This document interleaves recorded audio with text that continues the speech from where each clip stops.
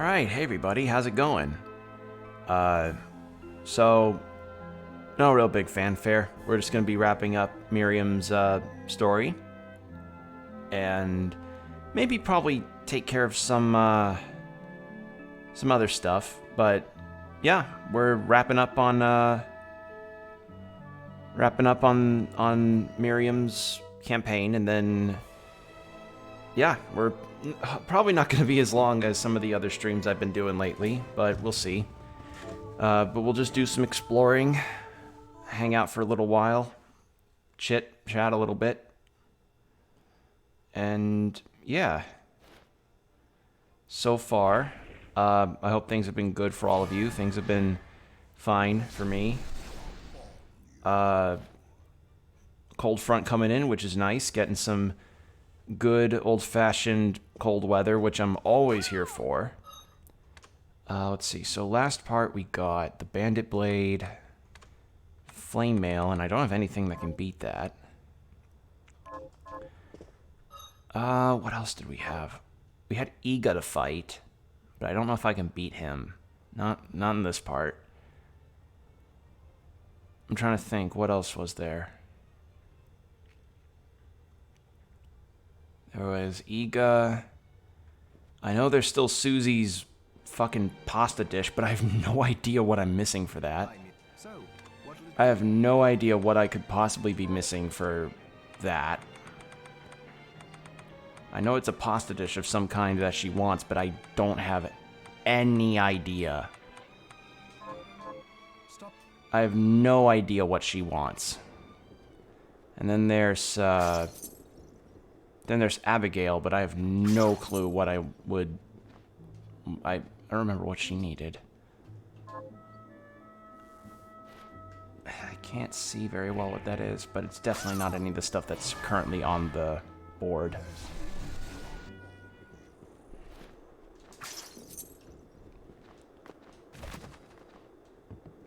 Alright, let's double check. What did Abigail want from us? Archives, quests...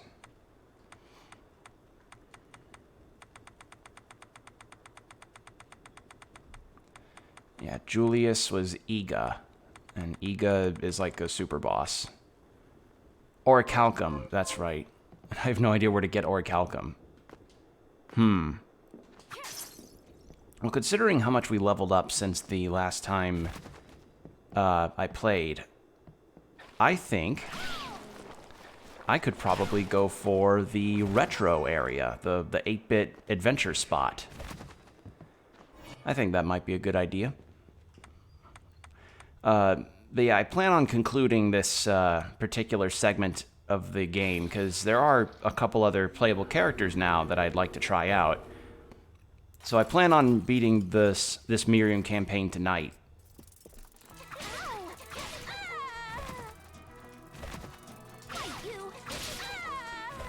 Okay.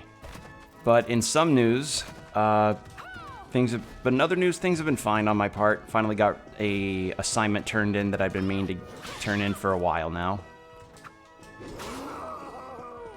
And the other thing, I mean, elephant in the room, Mario movie trailer. That finally happened. And I won't lie, I actually think it's pretty decent. The movie actually looks decent, and I'm very interested in actually going to see that day one, if I can help it. So, yeah.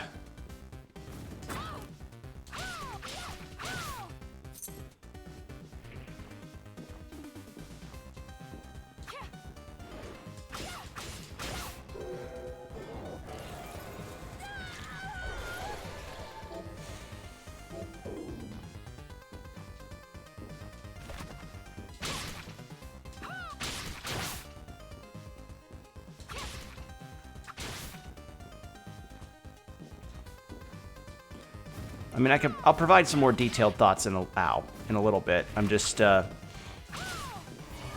from my impressions of what I saw, Bowser looks fucking incredible. They did Bowser really well. Jack Black fits him beautifully, and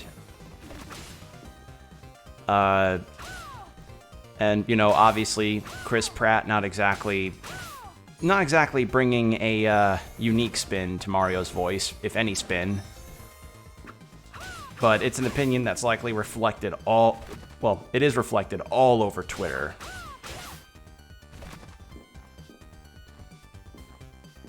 So I'm not really gonna... Ah, shit, I forgot.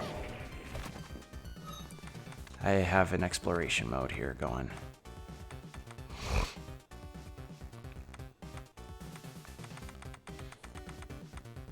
Ruinous Road.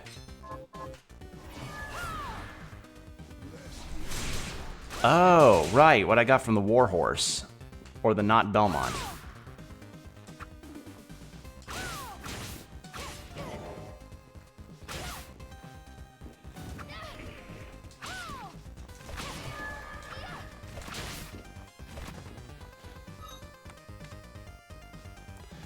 Oh, this was a bad idea. Well, if I die, that means I can at least go to the hub area, get some healing potions. Yeah, this was a terrible idea.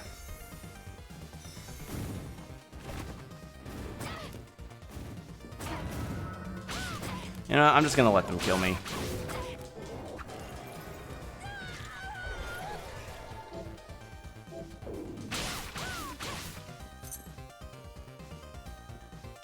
Yeah.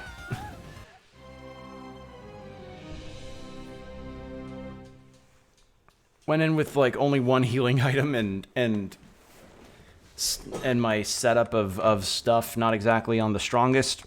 Yeah, that wasn't gonna last. All right, sword expertise and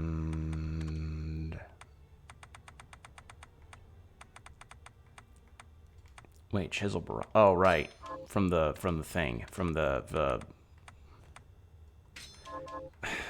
Carpenter, that's the name of the boss. Wow, I'm blanking on a lot of the boss names right now. It's good to... What are we transmuting this time? And yeah, there's nothing I can really transmute as far as more powerful weapons is concerned.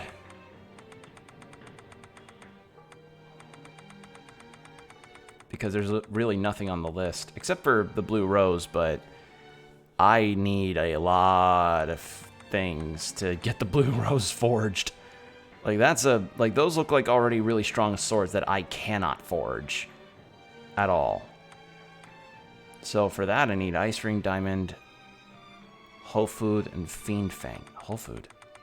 Wait, didn't I have one of those at one point? Isn't that a weapon that... Whole Food, Whole Food, Whole Food. What about Dismantle?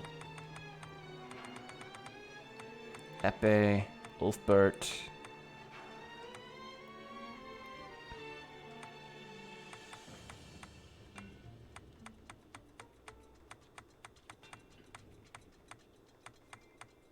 Yeah, I got nothing.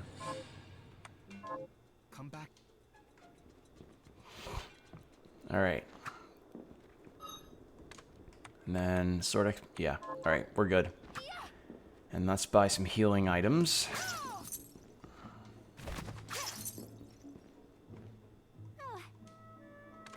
What would you like to buy? Is it pleasure doing business? Oh, what would you like to sell? Is it here you are? Oh, what would you like to sell? Oh, what would you like to buy? Is it... Oh, thank you. I'm sorry, but her performance just feels so flat. Like, it feels about as flat as Chris Pratt's performance. Like, and it's really hilarious to me because I would see because I saw the different languages, like the dubbed languages for other countries in that Mario movie trailer, and literally all of them but English were better. Like how weird is that? Well, not weird. Not weird. Actually, let me rephrase that. It just kind of emphasized that maybe they could have prioritized people that have experience with voice work over, say, a celebrity who does mostly live action stuff and is better at acting with their face and mannerisms rather than, oh, I don't know, with their voice. Because, God, even like seeing him in the, even seeing him in that that small little call that was put on during the direct, that didn't really help at all, because it seemed like he really was, what's the word I'm looking for? Not phoning it.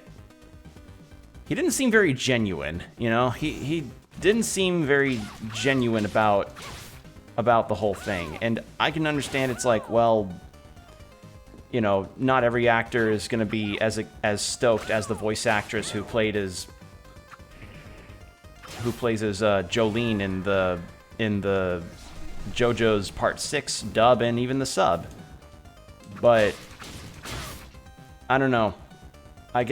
After hearing Chris Pratt, I can definitely understand people's frustrations. They're just like, Chris Pratt's not somebody that does voiceover work very often, if ever. Like, I think the only voice credit I can think of for him as far as let's see, as far as big movies, I think it was just the Lego Movie, I believe, as when it came to voice performances that I've heard from him. And I didn't even know that was Chris Pratt. So, yeah. Chris Pratt definitely could have done with maybe a bit more energy. Or at the very least, just something that didn't sound like him, you know? And obviously Jack Black, you know, he fucking nailed it, as you know, the man likely would.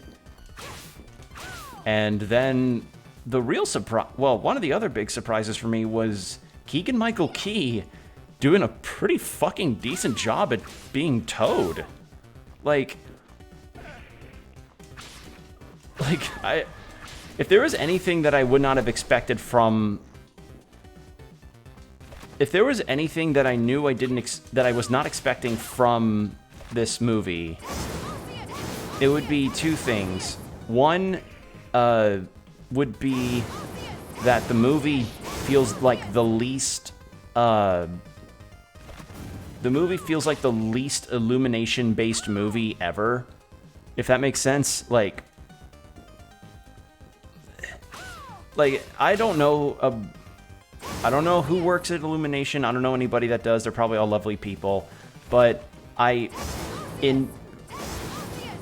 from the things from all of the movies that I have seen clips of and everything, Illumination always struck me as the kind of studio that has a very particular way of looking. Like, you can tell what kind of movie is being made by Illumination. And this Mario movie is the least Illumination-looking movie that Illumination's made. Does that make sense? Like the characters, like the way that the characters are animated in the movie, at least from the trailer standpoint that I saw, they aren't really over-exaggerating it too much as far as, like, the motion of the characters. You know, like, it kind of feels like the Cyberpunk Edge Runners version of their repertoire. Something that's not as, like, super high energy all the time. And also, the other reason why it's different is because there's no fucking copyright music or insert songs from X popular artist in the trailer. And there wasn't even any fart jokes. Like no fart jokes, no relatively kiddie humor. And yeah, then you just have the one joke in the trailer being the penguins throwing snowballs at Bowser and them just not affecting anything. And I thought that was funny. And it's like, wow, this is a different feeling movie. This trailer makes the movie feel really different compared to all their other stuff. I'm looking forward to this. Like, I'm actually looking forward to the Mario movie, which is a statement that I never thought I could say. A statement I never thought I would ever mention, you know? Just, yeah. And then I got to see, at New York Comic Con. Well, I didn't go to New York Comic Con, obviously. You know, no way I could go. but I saw a clip from the panel, from a panel there where Jack Black was sitting at, and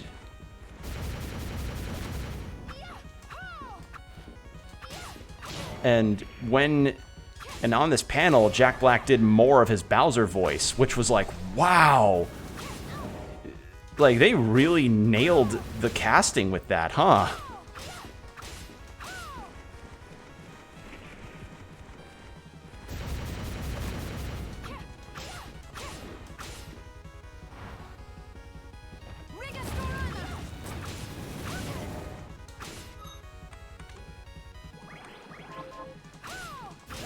So yeah, Mario movie, Chris Pratt definitely felt like a Chris Pratt deal.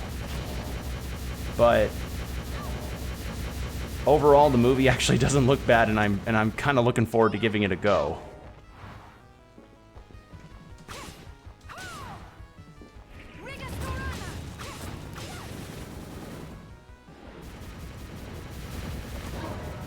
God damn it, that attack is...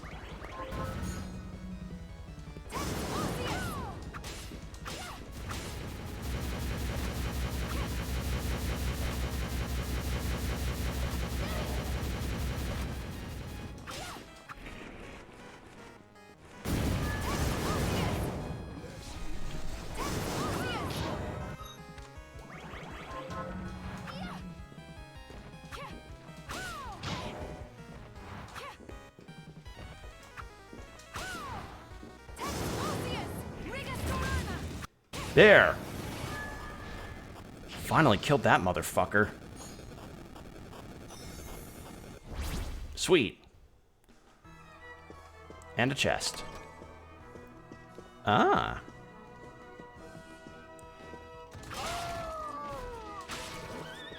So overall, I think I'm looking forward to the movie. Like, I think I'm excited, you know? Got to see a little clip of Luigi running away. And again, I'm shocked that Toad's voice is as good as it is. Like, I didn't know what Keegan-Michael... I've never seen anything of Keegan-Michael Key's stuff. You know, I imagine he's got... Like, he seems like a very beloved comedian. You know, seems like a really cool dude. And the way he did Toad really surprised me. I wasn't expecting how on point the voice would be, you know? So overall, yeah, oh, and Kamek as well. Kevin Michael Richardson, I believe, is the actor who's playing as Kamek. Again, not bad. Like pretty fitting voice. It feels weird to say that the Mario movie is actually turning out to be a good movie. That's the weirdest statement to ever think about as a person, is like, wow, this movie actually looks like it's coming together quite nicely. So, yeah, I think I might go ahead and go see it whenever it comes out, day one. Hi, Miriam. Like, it's so weird because we have these... Because we get these,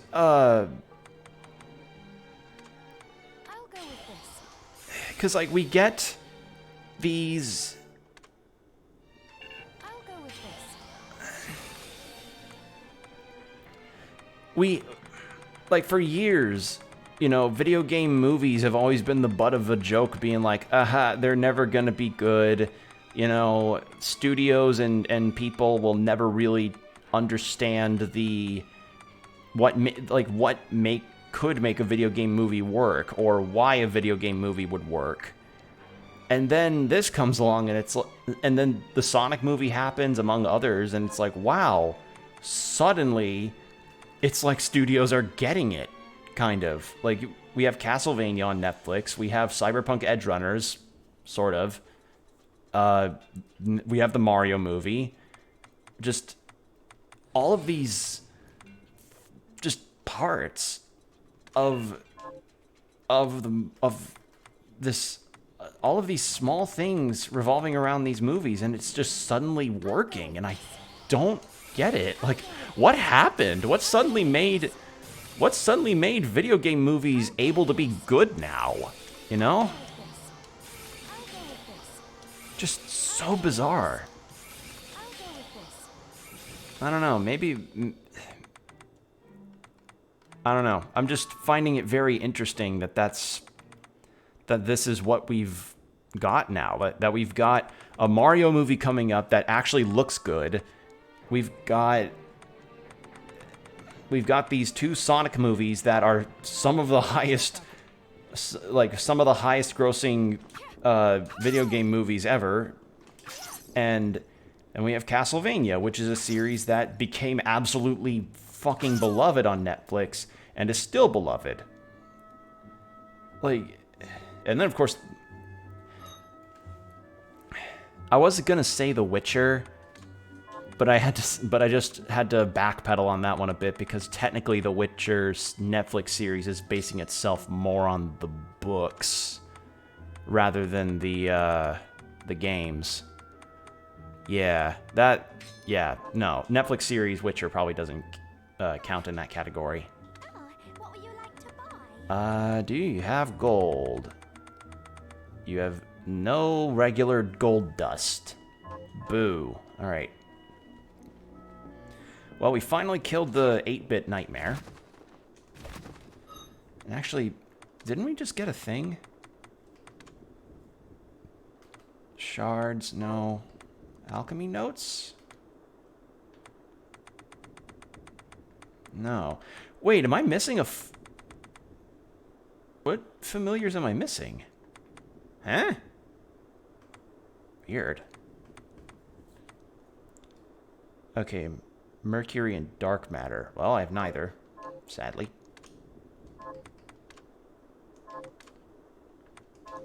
Alright.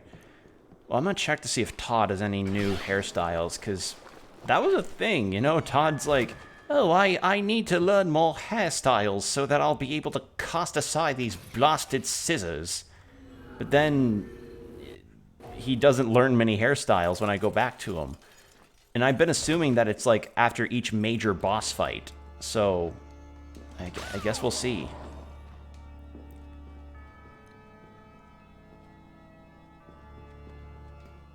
So? Nope. Alright. You have 2 hairstyles that you can learn still. Actually, let's have you. So? And just so we can see some more of the hair. I like that. I like the slightly wavy hair. The look. Beautiful. Alright. So, we still also have Benjamin that we need to rescue because he keeps teleporting to different places. Now.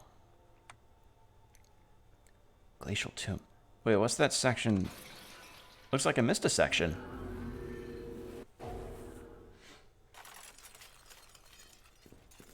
Alright.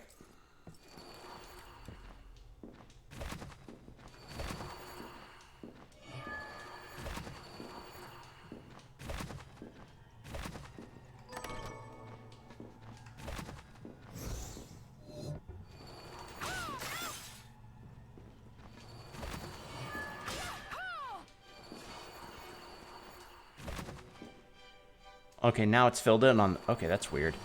I'm gonna assume that was a glitch. You know, as much as I love this game, it really feels like there's still some things that need to be ironed out on it. Like, this game is very good, I will say. It's just... There are parts of it that definitely kind of are still, you know, not stable. I mean, I don't think I'm ever gonna encounter the one where I paused and I was suddenly hit with a headless Miriam, but I don't know, there's still like occasionally weird things that happen. Alright, so we were going through the Glacial Tomb spot. I also just realized that I don't have any fucking healing items again. Ugh! Okay, I only have 1,800 gold because I keep spending all of it on healing.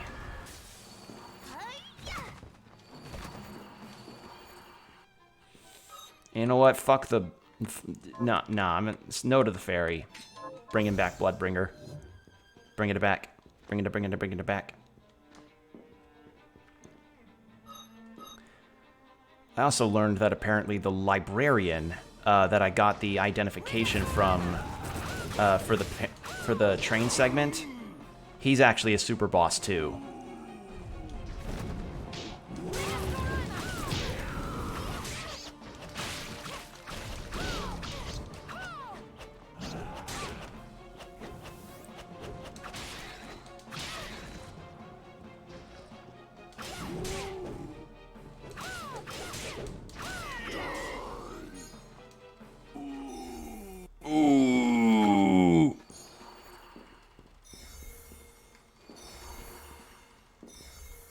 Alright, what was this way?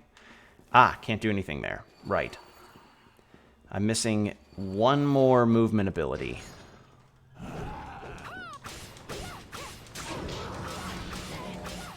God damn it, again? Unbelievable that I have to keep doing this. I gotta buy a waystone and healing items. Fuck. And, you know, as nice as it is to have a healing thing here, it's not really doing me a whole lot of good. Because it's only healing me for 1, and it's only healing for... Or no, only healing for 5. And every heal sort of pip, I guess, happens, like, after a bunch of my MP already gets drained. So, yeah. Let's just buy whatever we can.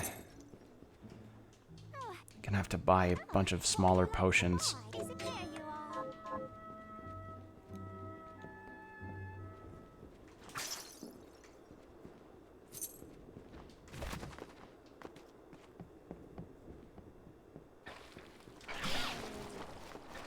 Actually, I kind of want to give the Silver Knight a go, because I think the Silver Knight's quite strong.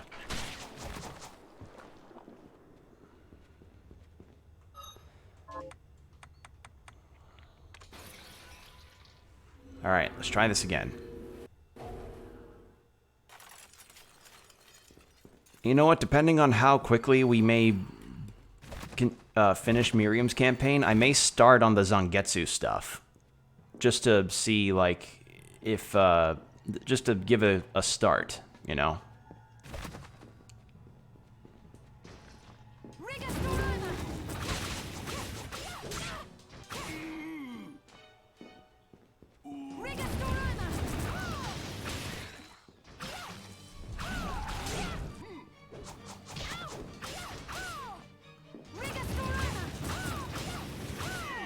There we go.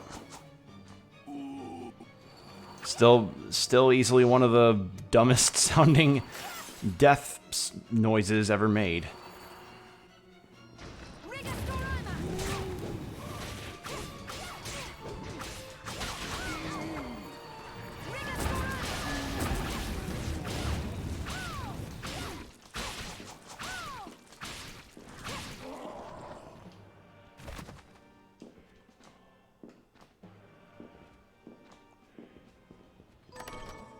Crystalline Cashmere.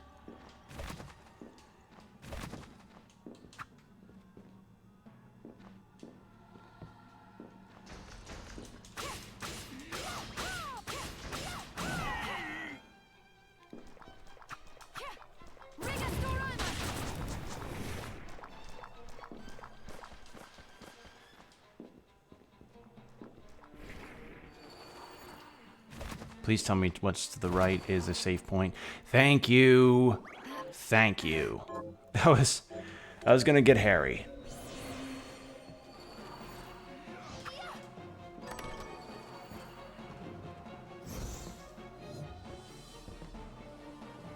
Okay, there's a hidden wall. Ooh, MP up, I'll take it. Anything there? No. Anything here? No. Just more gold, which I'll take. Alright, what have we got? I have you now. I have you now. You see this pose I'm making? I'm doing it to him.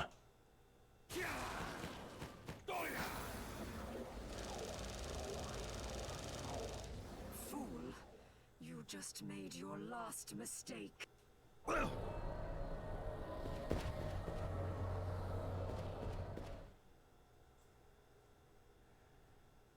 luck, Miriam.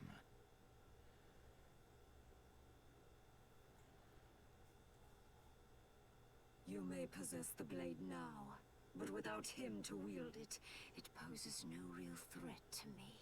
Wrong, demon. Songetsu's wrath and mine are now one. You used Jeeble, and now you will pay! Very amusing, wench. I do not have time for this. But, seeing as I need your crystal, you leave me no choice. Your wretched plans end here! So wait, do I need to... Kings must be I think I might need to equip Zangetsu's sword. brought in line. I don't know if it's required, but I'm gonna do it anyway, because it's poignant. Alright, where's his weapon? Where is it? Where's his weeb sword? I need to use it. There it is. Oh, that's cool!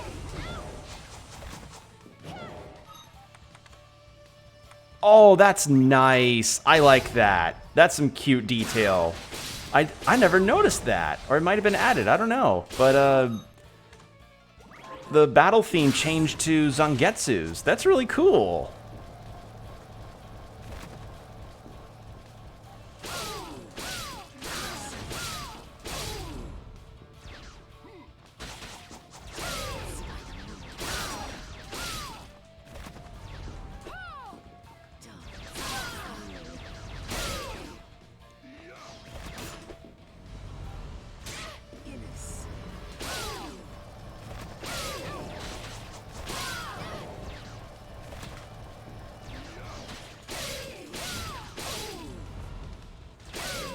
Wow, you're kind of easy, Grimory.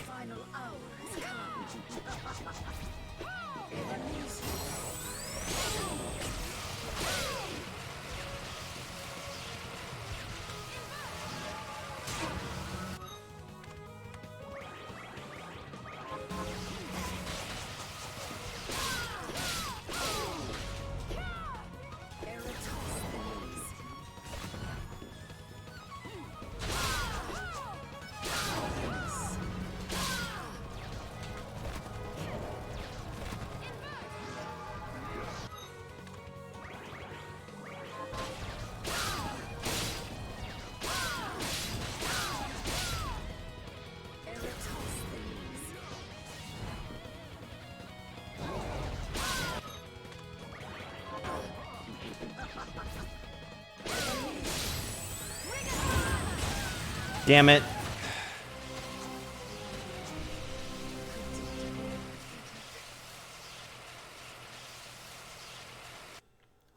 Hold on, let's give that another go. I know what to...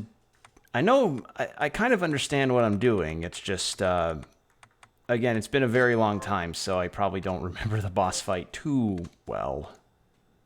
And now I know that she does the curse. I can be more on the ball with it, as it were.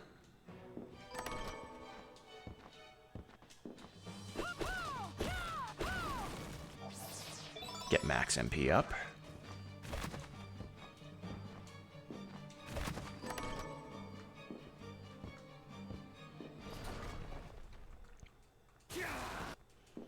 Yep. He does his Naruto thing. I also didn't use my spells at all throughout that, so...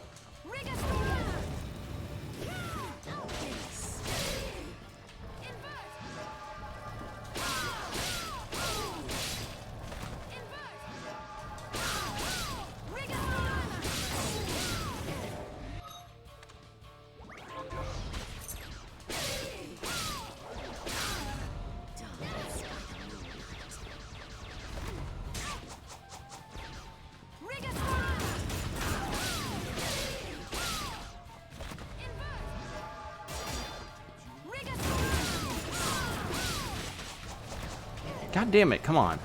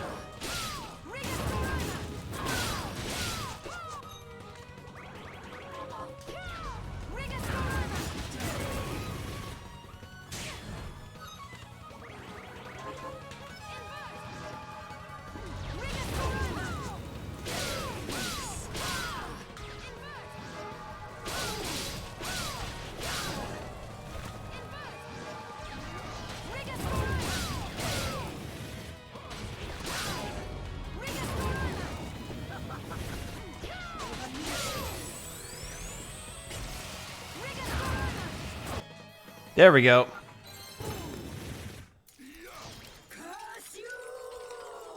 With 47 health left. Hey, combo, you just came in right as I killed a boss.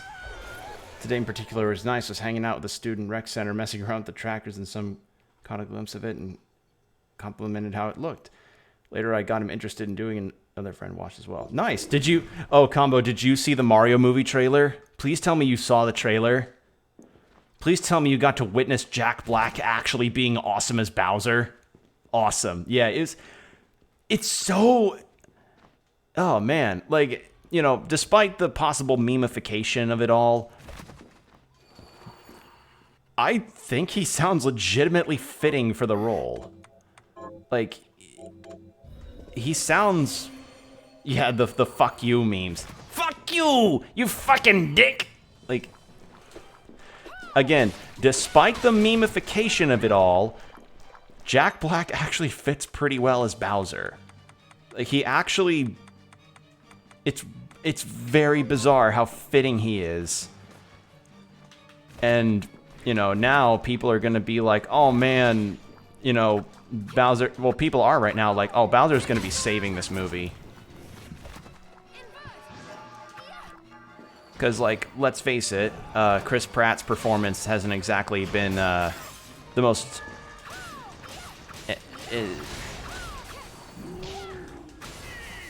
Chris Pratt's performance, in light of the trailer dropping, hasn't exactly put people's... hasn't exactly bolstered much confidence in his initial announcement. Because, you know, when people first heard the trailer, the initial reaction was, oh dear God. And now that the trailer's been revealed, people's reactions seem to have been a bit understandable as far as his performance goes. Like, it just sounds like his normal voice. It just sounds like his normal speaking voice, maybe with a small Brooklyn spin, depending on how willing you are to want to go deep into the sound files or something. And what's probably not helping matters is that Jack Black is at New York Comic Con right now, and he was doing a panel, I guess, for the Mario movie, and he... Are you eating? So, what'll it be? He did his Bowser voice for it, and again, wow, it fits him like... He fits Bowser like a glove. So, yeah, nothing else to say other than just, yeah, that seems about right. Also, I don't know if I even...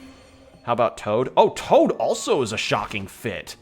Keegan-Michael Key did like, from the bit we just heard about him being like, oh no, it turns out this mushroom... No, this is a safe mushroom. He sounds fitting. Like, he actually sounds fitting. It's so strange that this Mario movie's actually turning out pretty decently. I don't know. I find it really odd. Not in a bad way, just... Again, as I was saying earlier on stream, video game movies are making video game adaptations are just making these really interesting turns of actually becoming good. And I don't know how to feel about that. It's so weird, you know? It'd be like if Uwe Boll did like, what's next? Uwe Boll suddenly does a decent video game movie? Like, that's gonna be when the earth fucking shatters. And if you don't know who Uwe Boll is, he is a director who is most well known for making some of the worst video game adaptations known to man. He did House of the Dead, Blood Rain, In the Name of the King, I think was one of his movies, but I don't know if that one was a video game one. Fuck, what were some other movies he did?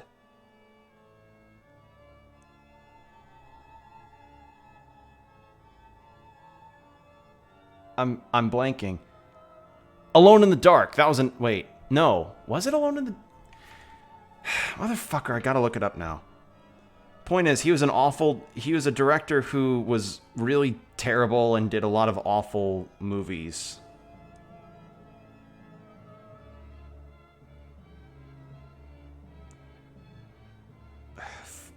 I don't even know how to spell his name. Is it Uwe Boll? Fuck it, I'm just gonna look up Blood Rain director.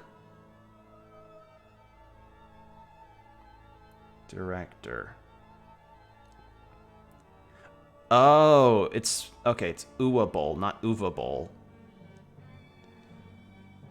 Uwe Boll movies. Okay, he did Rampage, Blood Rain, Postal, In the Name of the King. It was Alone in the Dark. House of the Dead.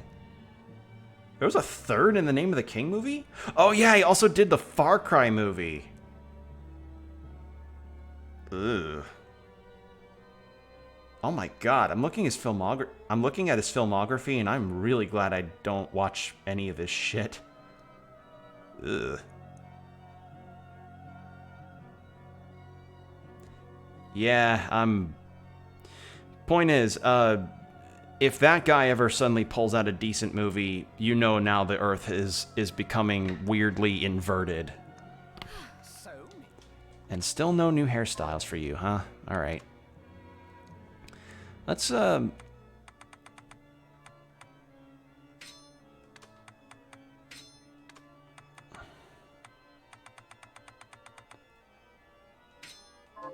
give you a bit of a different vibe. Okay. But yeah, the Sonic movies turning out a massive profit, and the fact that I think that was the first sequel that Jim Carrey ever actually starred in. The Castlevania Netflix series, you know, being as beloved as it is. Just so many of these movies, man. And TV shows. Just now realizing the original Mario's head is so fat you don't know if there's a collar under his head or not. Yeah, the Mario design that they went with, I'll say that I think it's fine. I'm not a character designer in any capacity, but I think it's a fine enough character design. Yeah, there's nothing wrong with it. Yeah, I don't think there's anything wrong with the character design. I think whoever designed Mario for the movie did a decent enough job adapting it and yet making their own unique sort of frame around it. And I guess the same will go for Luigi. Obviously they couldn't fuck up Bowser. Like they probably could not afford to fuck up Bowser. And another is like, well, Bowser's like an incredibly iconic design. You don't mess with that. And, you know, what else can you really do with Bowser other than just kind of give him a more animated, expressive bounciness, which they did. My God, did they do it. Like, Bowser in the movie is legit super cool.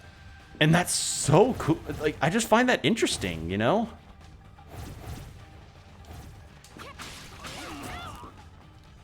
So overall, I'm actually excited for this movie, which I did not expect myself to be saying, you know? Like, because let's face it, last year when we initially heard about this movie and the casting, people were thinking it was going to be an absolute shit show. Either that or a shit post. You know, like that, you know, this movie was going to be like it was going to be like that Minions movie. It was going to be like the latest Minions movie where you know it's going to be bad, but you took it to it anyway because it's like, okay, well, at the very least it'll provide some fun laugh at it entertainment. But then this trailer comes out and it's like, oh wait, this might actually be a decent movie. This might actually be a fun family movie. Benjamin, seriously. swear. I hope you're ready to live here forever. Oh, come on.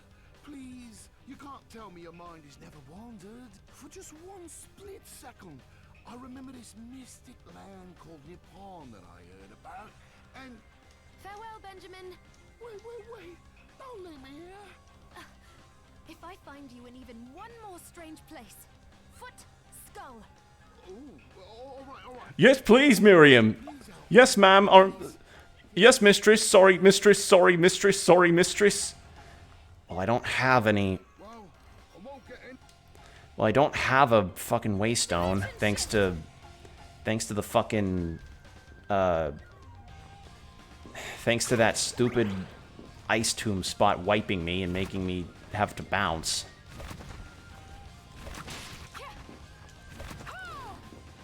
But yeah, overall, the movie stuff and all the performance, well, almost all the performances felt pretty on point. The only thing is that I'm shocked we hadn't heard anything about Peach. Like, we hadn't heard her voice. But knowing how Chris Pratt's Mario is... Haven't heard Luigi's? No. Well, I mean, maybe if you listened super closely, you could have heard Charlie Day make a grunting sound, but nah, yeah, we have not heard Luigi's. So, yeah, all we've heard is Toad, Mario, Bowser, and Kamek. And again, it's super weird to me. It's super weird to me that this movie's looking good as it is. I don't know. It's just really interesting to me. All right. So yeah, no Peach, no Luigi.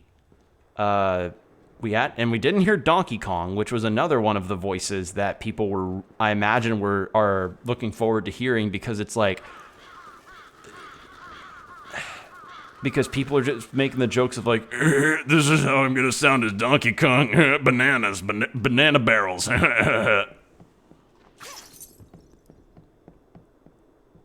Like that. Like, I don't know anything about Seth Rogen as far as like his humor and him as an actor, and I don't know. I'm kind of hyped for whatever the trailer will have next, because again, for pretty much a lot of the other parts of the movie besides Mario's voice acting, they fucking nailed like the vibe, like they made some really cool art stuff. The animation, as I said, is probably the least Illumination looking movie that Illumination's ever made. And yeah, that's just kind of it. I am actually kind of looking forward to this movie, which is something I hadn't said since like the Sonic movie sequel happened, you know? Because I know, because yeah, that's kind of it. I'm just no minions in sight, immediate win. Yeah, no minions in sight, so therefore it's immediate as a win for us. But what I mean by the least Illumination-looking movie that Illumination's ever made, I mentioned this briefly earlier, but you know how I said in Cyberpunk Edgerunners that that's probably like the most subdued as far as Studio Trigger's like animation style goes? I feel that same way with the Mario movie. Like, when you see a movie from Illumination, you can kind of tell, because all the characters move with this kind of wobbly energy to them that's similar to one of those, you know, wacky waving inflatable arm flailing tube men guys. And since we have, and after this and I was thinking like, oh, they're just going to animate Mario and Luigi and the others in this same style. And again, there's nothing wrong with it, you know, it's good animation, but I was just looking to think that maybe that's what they were gonna do. They were just gonna animate this the same way they made Minions, Despicable Me movies. Hotel Transylvania was that studio, right? Illumination? I think it was. The Hotel Transylvania movies, Sing 2, all those. I thought they were gonna animate them in the same style, but nah. Yeah, there's a bounciness to some of them from what I saw, especially with Bowser, but for the most part, like, the animation was kind of grounded. It felt very just.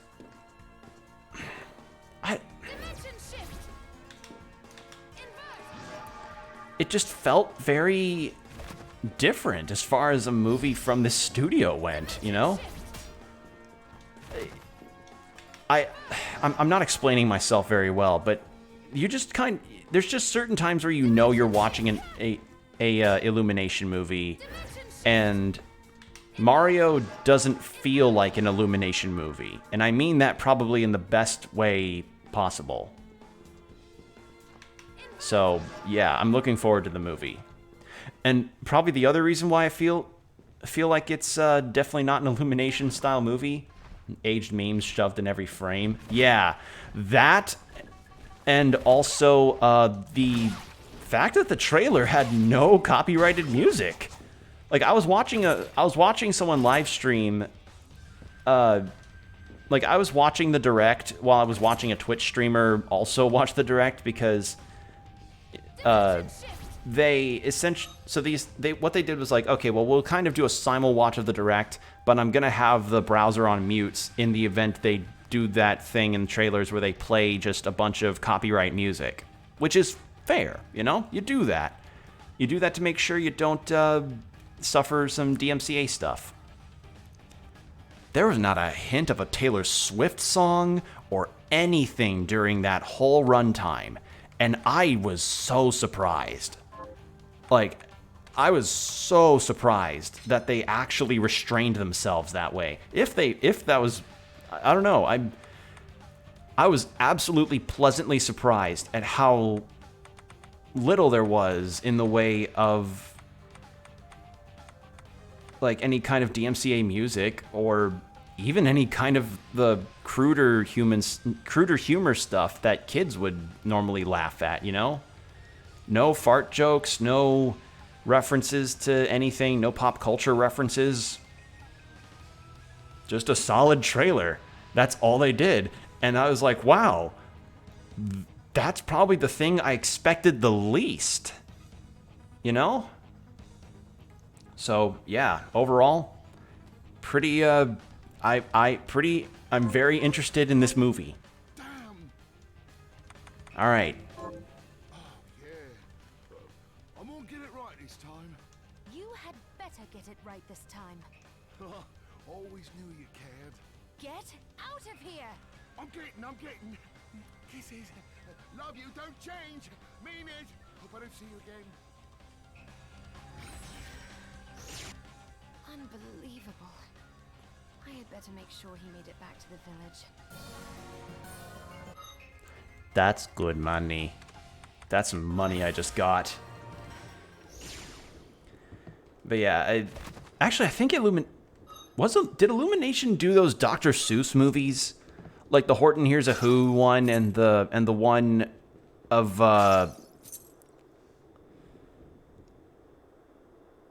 fuck, what was the other one with the Lorax? That was it.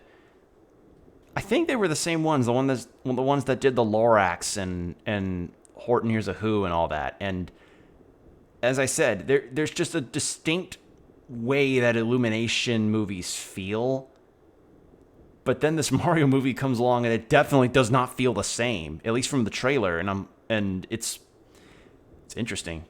Blue Sky? Oh, Blue Sky was the one that did those. Okay. Miriam, look who made it home, huh? Well done, eh? Thank heavens for miracles. I know.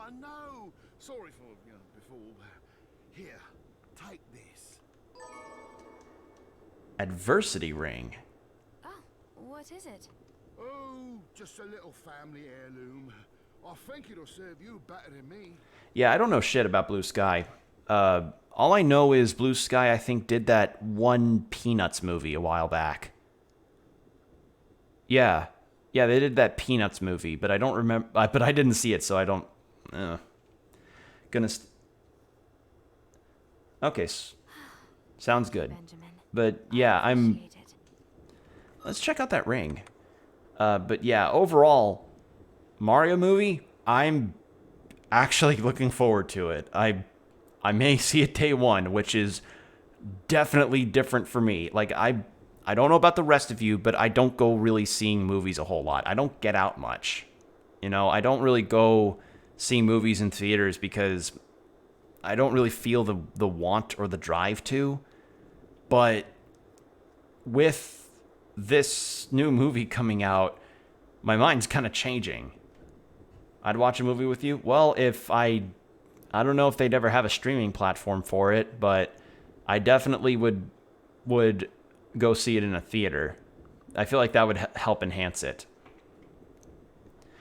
But yeah, a lot of people are now posting images of Bowser doing the big smile and pointing out how similar his face is looking to Jack Black from a few of his pictures, and it's like, Jack Black really does fit that role perfectly, huh?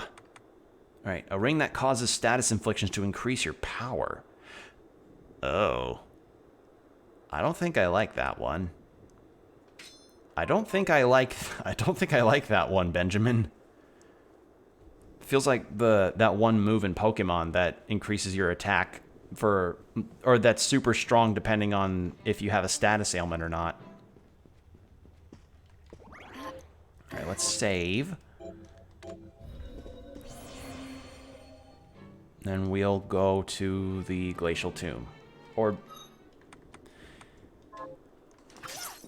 there's still Iga that I could fight. I'd like to fight Iga, but I have no... Well, actually, I could afford it. Yeah, fuck it. Oh, what would you like to buy? Here you are. Actually, if anything, maybe I could finally get those EX potions. But yeah, like the last time that I went out to go see a movie, one was for the Sonic 2 movie that I took my brother to see, and the other was The Northman because my dad and I like Viking stuff. So we were like, "Oh, let's go see this," because it was made by the same person that made The Lighthouse and all these other really interesting, weird movies. So yeah, we went to go see that, and I proceeded to make a joke. I proceeded to make a joke to my dad in the middle of the movie that my dad definitely liked. If you don't know The Northman, it was a movie that essentially, well, it was a movie made by the same dude that did The Lighthouse and what was it? I forget his other movies, but he's done The Lighthouse, which I hear a lot of good things about. And The Northman is a story that is supposedly the story that inspired William Shakespeare's Hamlet. And, you know, if you know Hamlet, then, well, it's a revenge story. Point is, the movie's a revenge story about a Viking who's trying to avenge his father from the death of his father by the hands of his uncle. And there's this scene where the main character as a kid is rowing a boat away so that he can sort of gain his strength in order to fight his uncle to avenge his father. And while he's rowing away, he's making these declarations of I'll save you, mother, I'll avenge you, father, I'll kill you, Fjolnir. And during that whole thing, I nudge over to my dad and I'm like, "Hello, my name is Eniño Montoya. You killed my father. Prepare to die." And I got a chuckle out of that. I think I like to make some commentary. Kind of like when I saw the Godzilla movie, I forget which. No, it was the one with Mothra. Yeah, it was the one with Mothra. And there was this part in that movie where Godzilla like consumes the head of one of the like the villain monsters, and I just say out loud in the theater, too much cumin. Sometimes I like to try to have fun when I'm in the theater for that. But then there's some movies that deserve more respect, and I don't decide to crack jokes in the middle of. Like Sonic 2.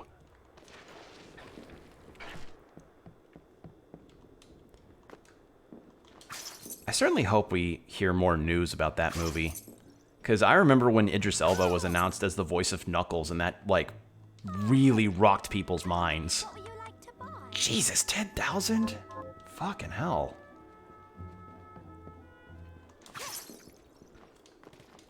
I have to wonder, since Idris Elba was announced, and he was announced in one of the coolest sort of casting reveals that had happened, who would be Shadow? Who would voice Shadow? Because enough time has passed now where people have likely seen the movie and seen, you know, the ending credits scene.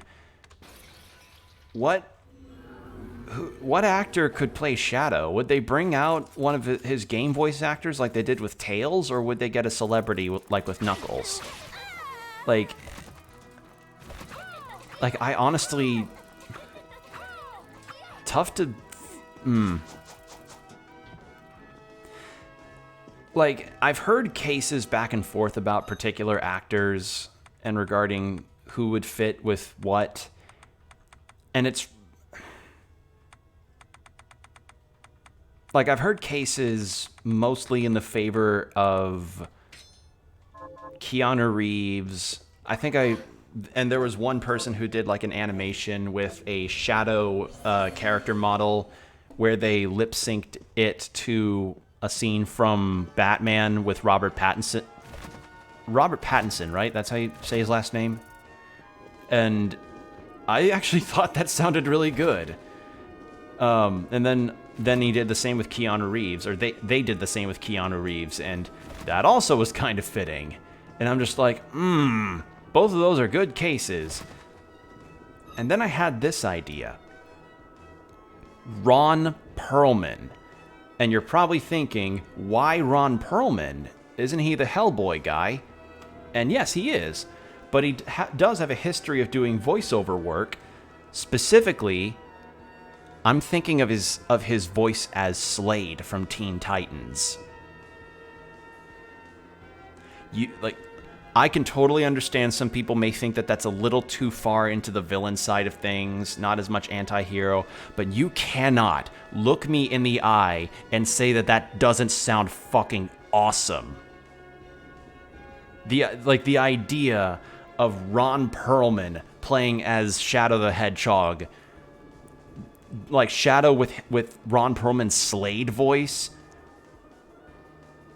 Come on. Come on. You can't deny that doesn't have some cool factor to it. I don't know. I just think it'd be neat. But I'll just see. We'll see whatever they decide on at Paramount. But either way, I'm looking forward to it.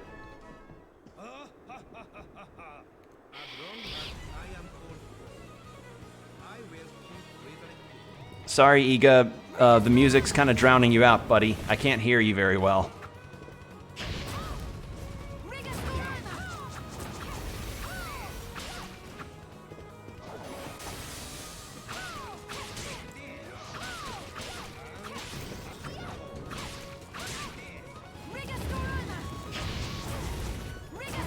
Yeah, poor Koji Igarashi. I can barely hear him.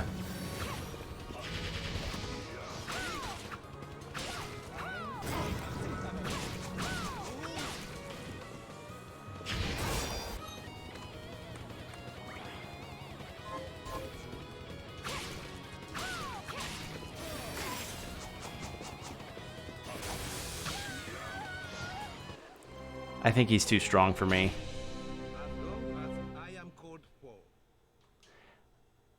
I can't hear him very well, sadly. Like, maybe if I turn the music down. Options, volume.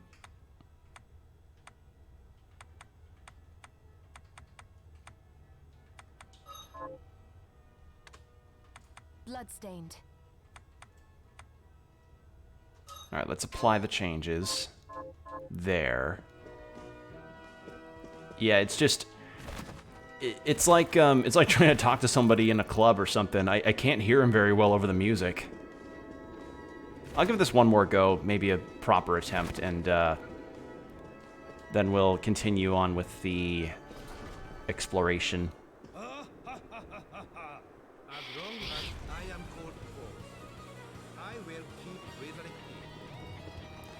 Okay, so I hear him saying, "At long last I am called forth." I think that's what he's saying.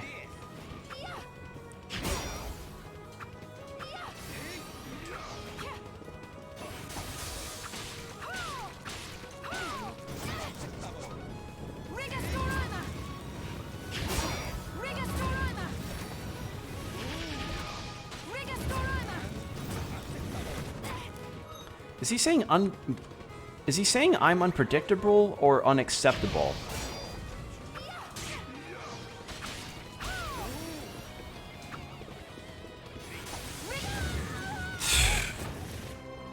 Yeah, he has over 9. He has. Yeah, he. I will keep resurrecting. I will keep. I'm sorry, I couldn't hear what I couldn't understand what that last word was. At long last I will keep, and I will keep something. All right. Well, either way, figured I had to give Iga a couple of attempts, but no. I'm not strong enough level-wise or stats. Well, stats-wise, actually, and level-wise, I might be fine, but my defenses are just not good enough right now. Besides, I'm not really planning on fully completing the quests and everything. Now. Yeah. Let's keep the glasses on. They're good for seeing the health of my enemies.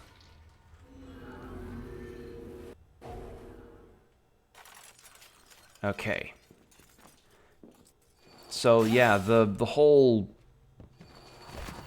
Mario movie thing is really brought in, like, wow. It's very surprising to just see these video game movies turning out as well as they are, and even other video game adaptations. Like, I just have to wonder, like, what's next? You know? What?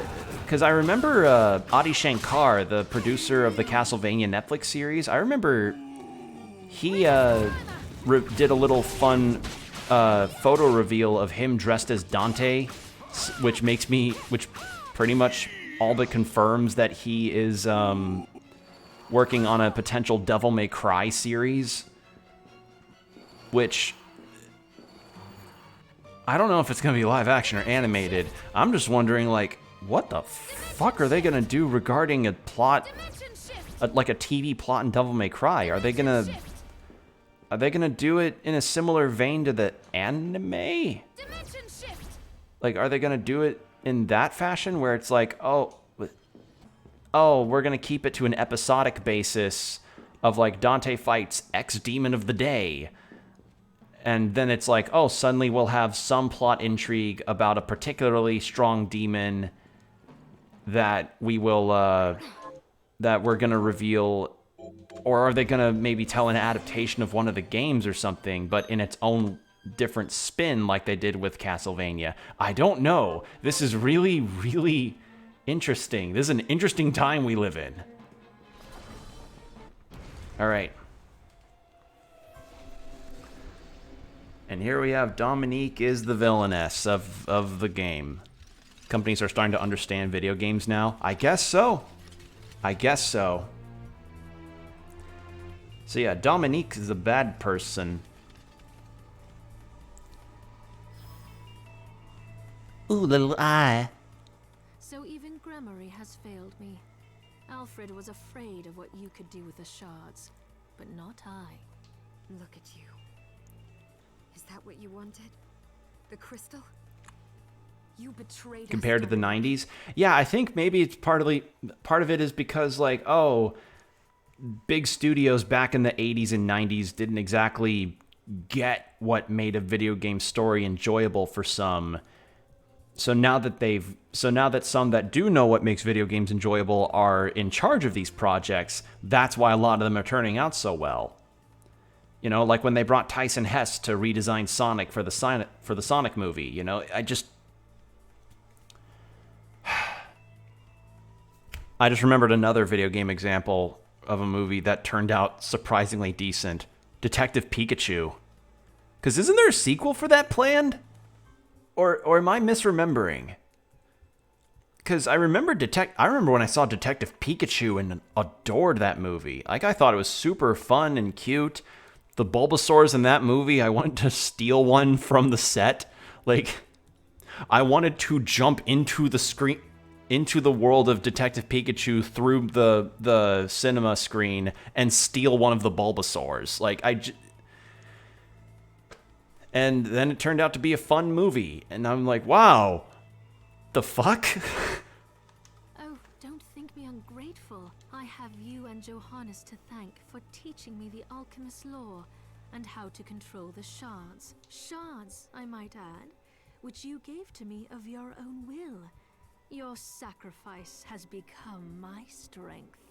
Why are you doing this? Because I like to be dummy thick with these crystals. Look at me, Miriam. Because once again, the demons appeared, and once again God stayed silent, while his servants were slaughtered mercilessly one by one. So I began to wonder, what if there is no God? I mean, seriously, Chris Pratt is Mario, Miriam. Even you must see the light of day after that performance. What if the Lord we grovel and pray before is a lie, and our faith draws power from some other nameless, unspeakable thing? Do you mean Garfield? If so, I wash my hands of it, because God can rot.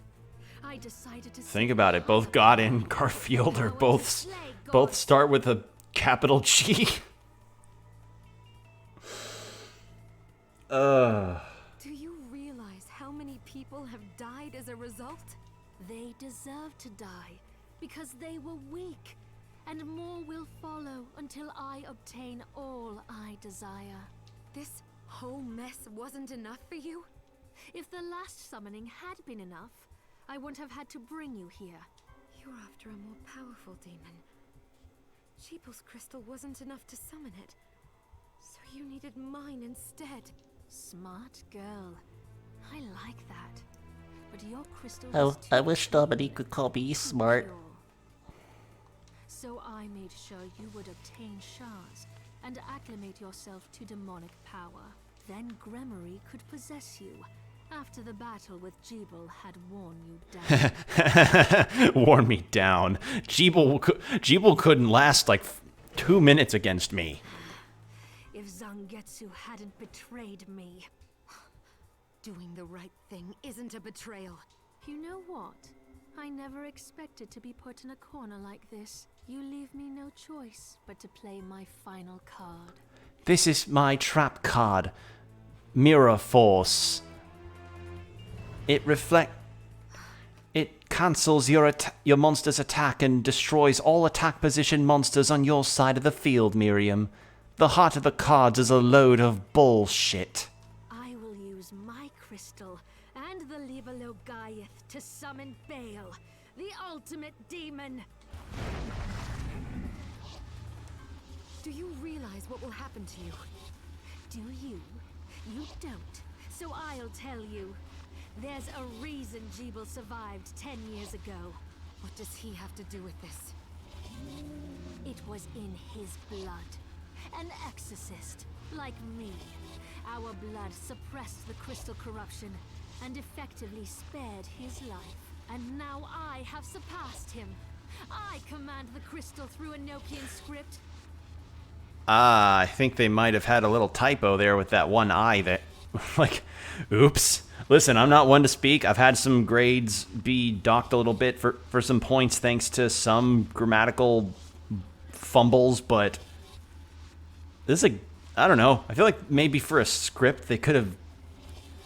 That just looks like the Madness faces from the Madness animations. You remember that series? Remember Madness? I think that's what they were called. The animations where it was like a bunch of people that had Rayman hands and like the plus signs on their faces. It was one of like the main character, I guess you could call them, had like red glasses after a few entries. No demon is too powerful for me to summon, even if I cannot keep it here forever. But the process is slow, because I can see the summoning isn't complete. Do you really think you can stop me before then? Oh yes, I do. You don't If you're not Koji Igarashi, I could most certainly beat your ass. Arrogantly, and now you will pay the price. Rigastorima.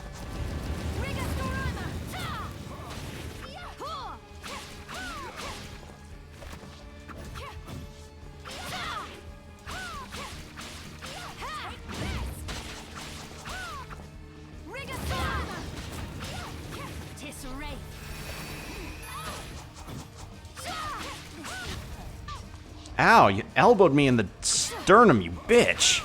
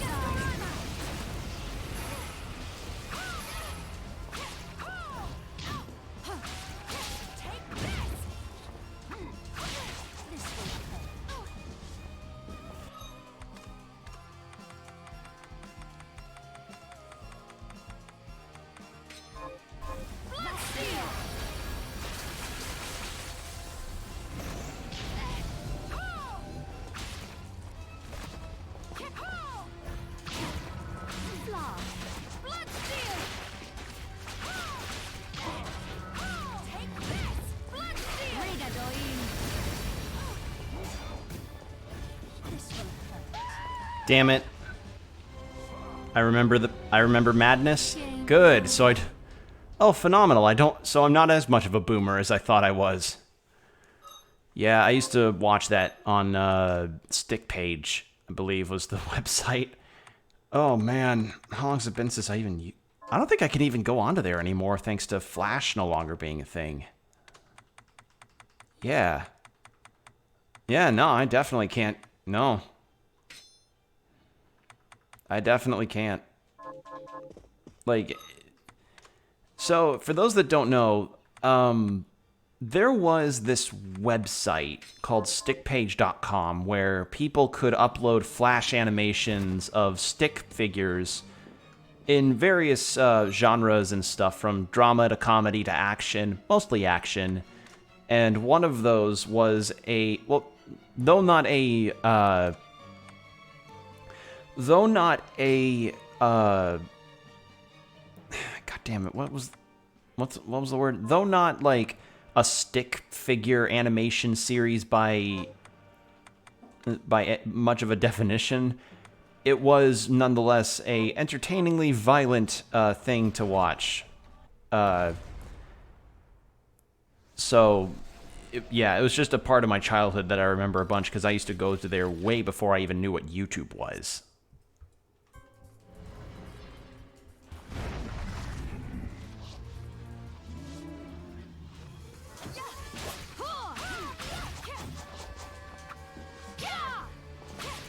Wait, did I accidentally just do a technique? What happened? Forced blast.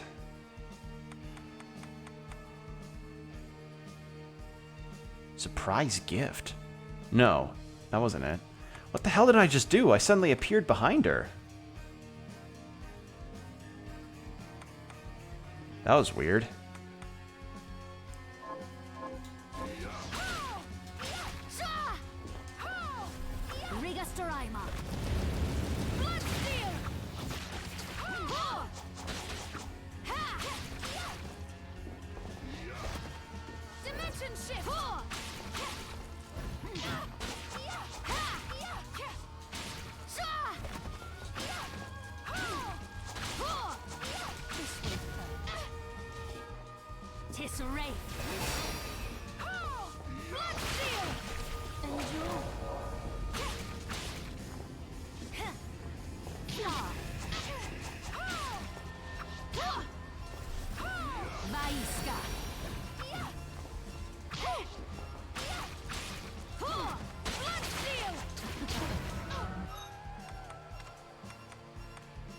Might have to make some food with Johannes, but then I have to go through all this again.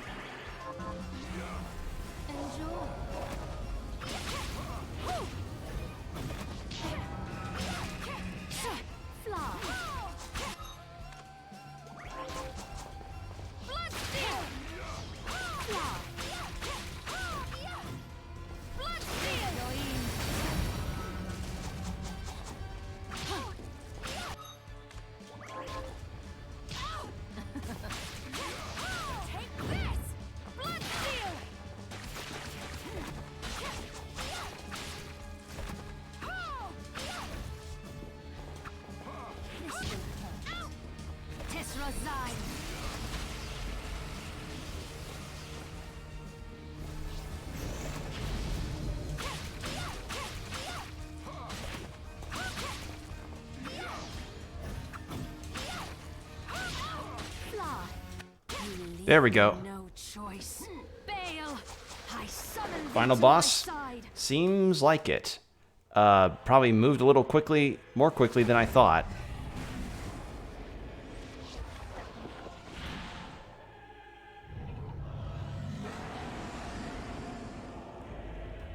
So, I guess if I beat this before, say, about 2 hours of the stream passes, I think I might...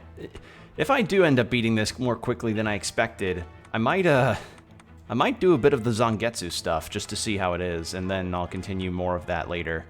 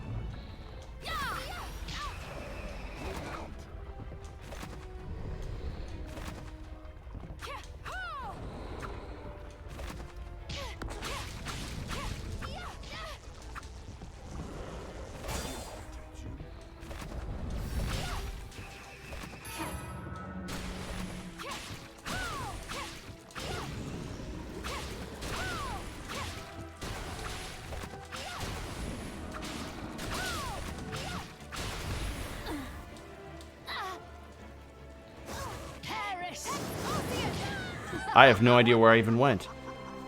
Oh, looks. Oh, that looks scary. What's that? Bloodstained? Is that a movie? No, but it could potentially be a movie. Well, no. I feel like a lot of the buzz around this game kind of fizzled out. Like, now that I think about it, I feel like this game's popularity definitely has, I wouldn't say died, but definitely not as been as huge as it used to be. It's... I don't know how to put it. It definitely is not as big as it was when it initially came out, which is a shame because I still think this game's pretty good. I mean, obviously it's still got a lot of crossovers and additions of DLC with, what was the... Like, it got a lot of additions in terms of DLC. It's just lately, I feel like the game definitely is not as popular as it was. Alright, well, I'm keeping the glasses stay on.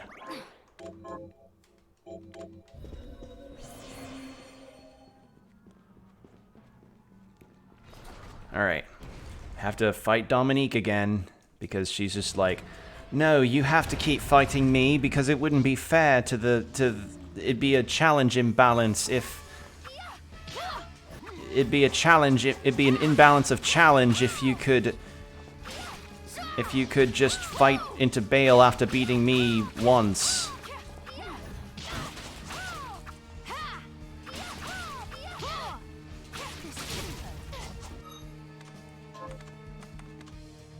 Hold on. But yeah, Bale's design's pretty cool, I will say. It's a neat look.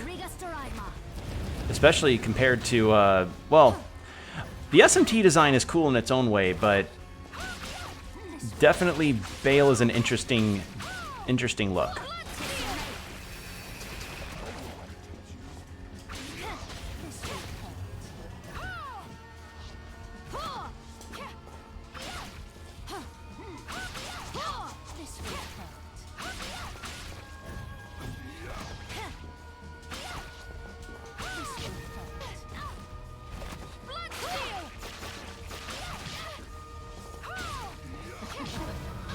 If only I had some... If only I had a waystone to go back to Johannes with. Or Johannes. Johannes.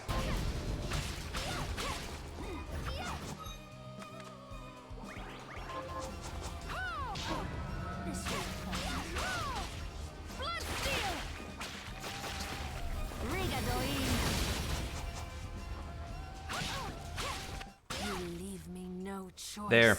Bale, I summon thee to my side. Alright. I'm gonna use the full heal that I've got. And then equip the healing thing that I have. Actually, yeah. Equip. And Bloodstained's not gonna do anything here.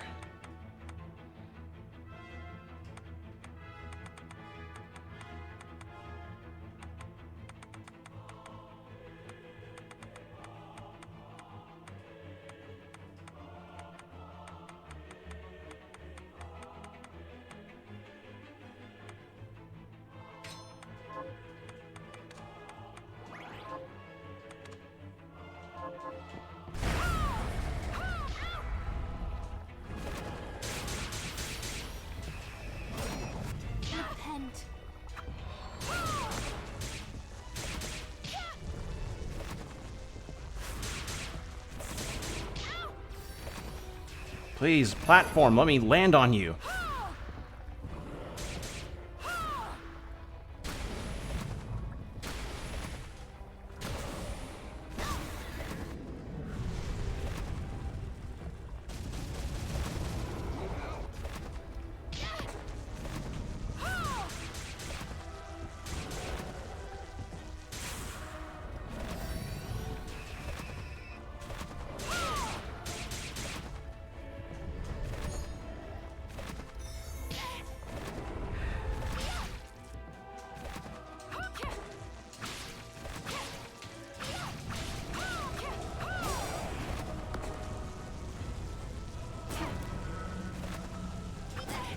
Okay, this is definitely cool. All right. You leave me no choice. Well, I died anyway, so I feel like that platform's actual size is too small. Right? Am I not wrong in assuming that? Because there were multiple times where I could have landed on the edge of the platform, but it didn't... Like, I just kind of fell through it. Huh. Alright, well, I'm going to go back to Johannes, because... Frankly, I think I might still need some more upgrades. So maybe this might be an all Miriam venture. Dimension shift. There it is. Dimension shift. But yeah, like there are some merch and I feel like Bloodstained has a cult following now as a Kickstarter game goes, which is good, but I feel like there could be some more stuff done with the property. I mean, let's face it, like there are a lot of indie games that I never expected to get getting merch. Like, need I point out when Valhalla, that cyberpunk bartender game, was revealed to have was revealed to be getting a Nendoroid from Anime Expo a while back? That really caught me off guard. So, who's to say that maybe a Nendoroid or even a figure of Miriam couldn't happen? Because I don't even remember when Valhalla initially came out. Like, wasn't that 2017 or something? And yet somehow that got something. And yet Miriam's kind of left in the dust. Maybe... I'm kind of thinking that maybe why is because Konami maybe don't want Good Smile to associate with a former employee or something. I don't know. But I just find it kind of interesting that Miriam is a popular enough design, iconic in her own way. Like, she's definitely got a readable silhouette and everything. I'm just shocked that there's no merch of her. Not even in plushie form. Or even art prints that... I don't know, maybe there were art prints, but they aren't, I don't know. I just think about that a lot. I think about it sometimes because it's like, wow, this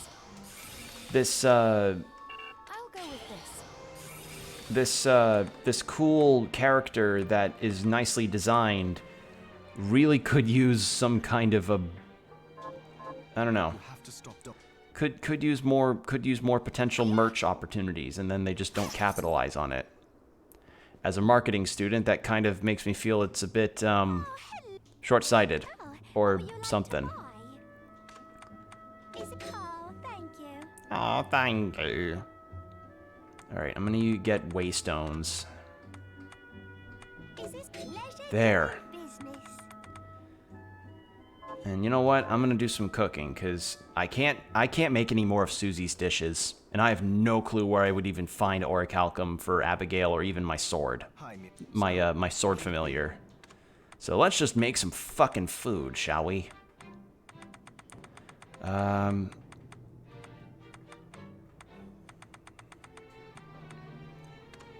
go with this. Great, I'll go with this. Great. I'll go with this. Great. I'll go with this. Great. I'll go with this. Great. Ooh, chocolate cake. I'll go with this. I need a dragon egg to make a chocolate cake? Really? Great. I'll go with this. Why the fuck would I need a... Okay. I'll go with this. I don't know why I would need chocolate cake, need a dragon egg for chocolate cake, but maybe that's just... Maybe it gives me the ability to have a breath weapon or something. Who knows? Stop. Alright. That better be one damn good cake. Yeah. Like, it's... You know, I've never... Like, for things with alternate kinds of,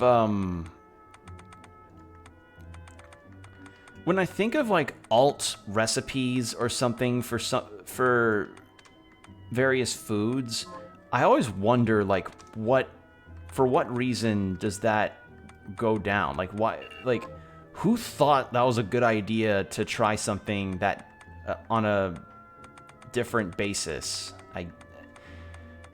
I don't know. I'm not explaining myself very well, but it's like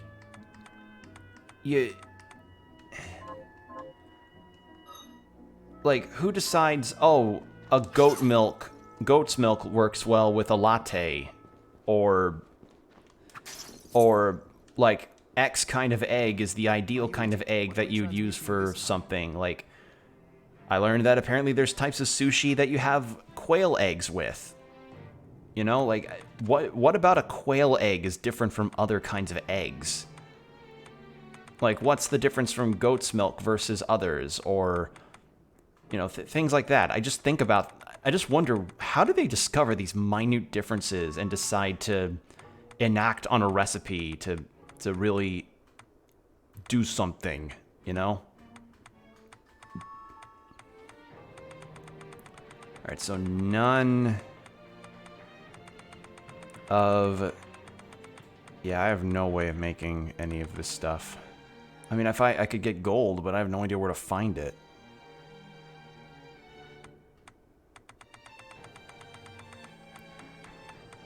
Like, maybe I could attempt to get a better weapon, but...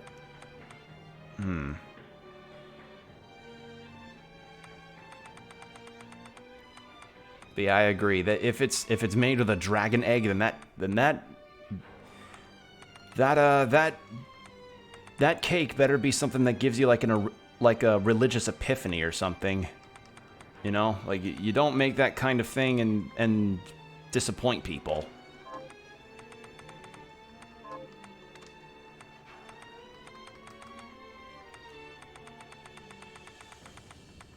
Can I dismantle any of these to get gold? Crimsonite, no. Batfang, no, no, no, no, no.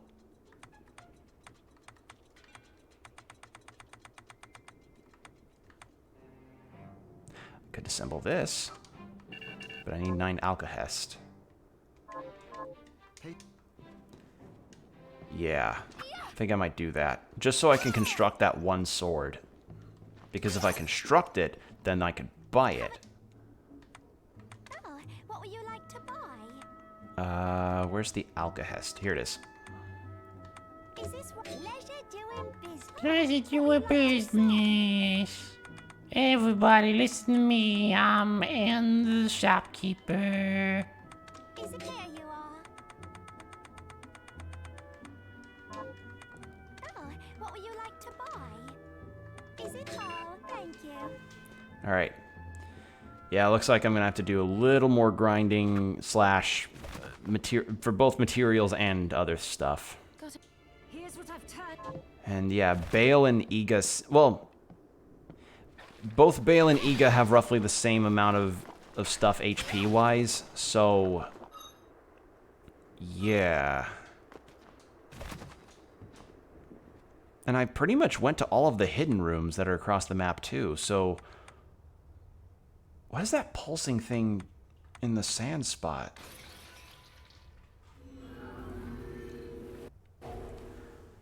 Like, you see that too, right? On like the bottom right corner there, there's like a logo of some kind.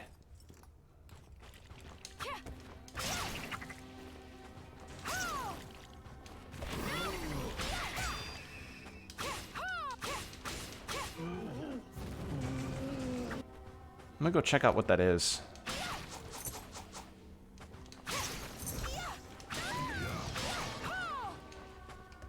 Ooh, ambrosia. Is that what that said, ambrosia?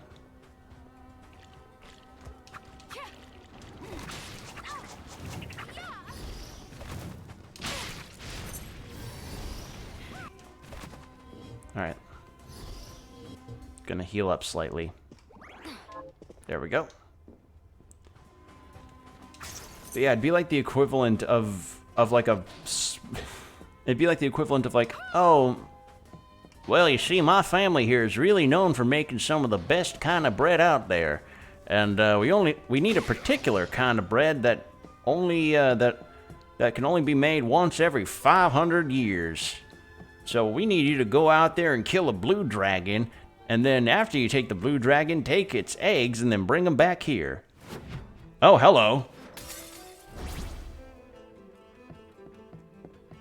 This is new. Where am I? Wait, is this a part of the Journey crossover? Hold on. Yeah, it is. I recognize that tapestry there and the stuff. That's right. They crossed over with Journey, that game on the PS3 from a few years back, or not a few, like I think over 10 years ago. Oh man.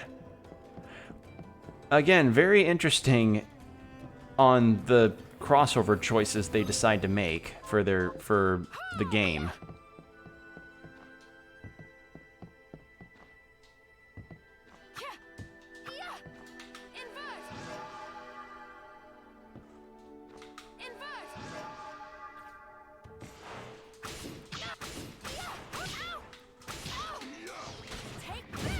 There we go.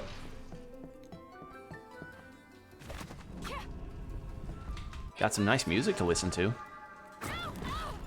Like, I actually listened to some of the Journey OST because I heard that the composer for it was actually nominated for an Emmy with their contributions to the soundtrack. And yeah, from what I heard, I can definitely agree. That OST is... wow, like, you need to listen to that. It is some of the best I've ever heard for a video game.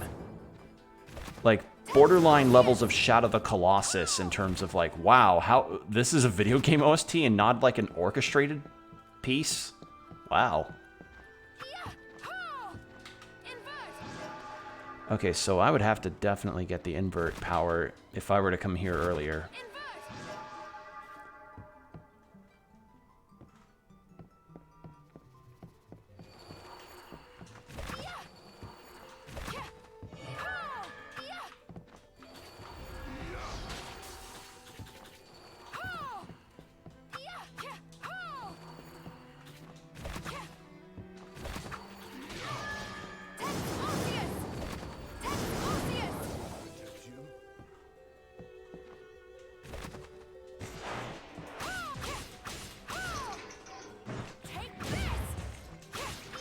There we go.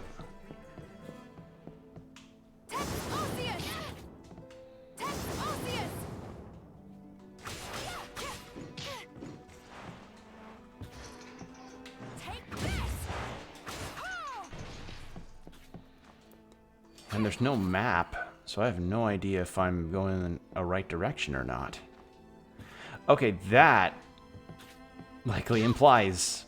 okay. So I need to go up this way. Whilst avoiding the giant Doulahan heads.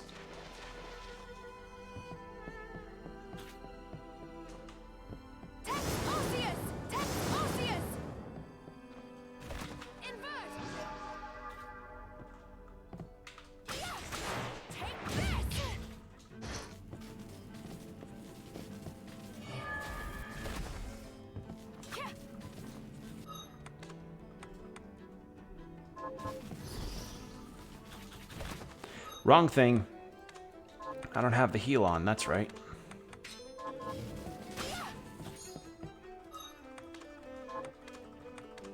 I also need to keep the reflector. Where is it? Where is it? Where is it? There it is.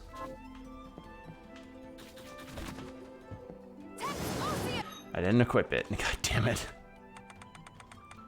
There.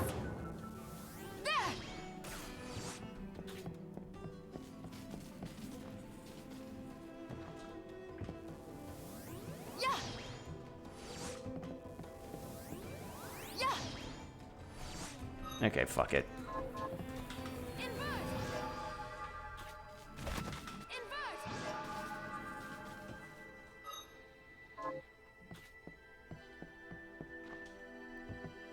Do I have a boss fight coming up here?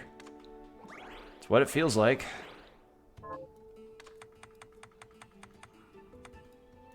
In that case...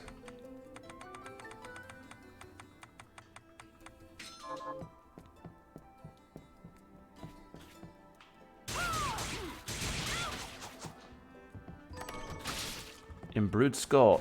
Yes! Finally! Orichalcum! Oh! Oh, thank God. Okay, here's the boss area. Oh. Oh.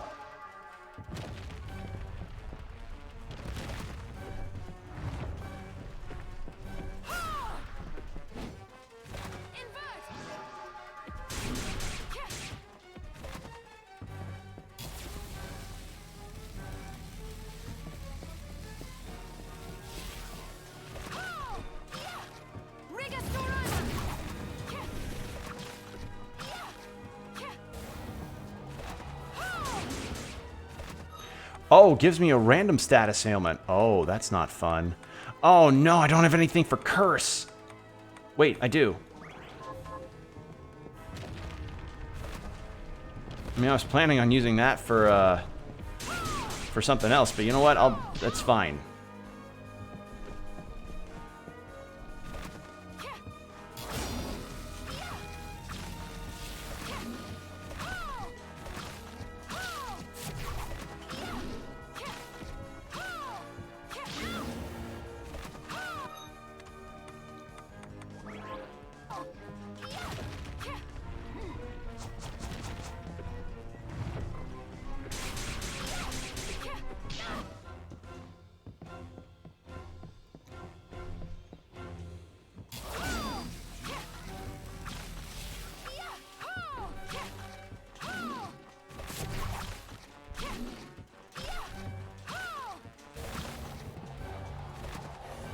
Okay, there. Just avoided it. Good, because I don't think I could afford another one of those, I didn't have any other panaceas.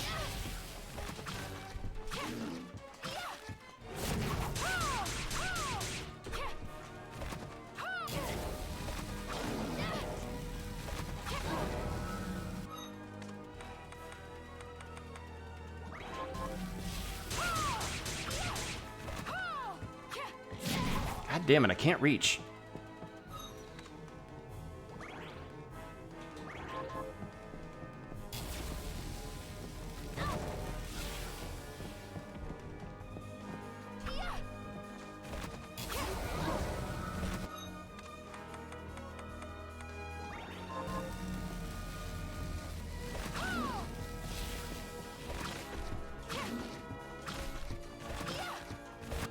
There we go.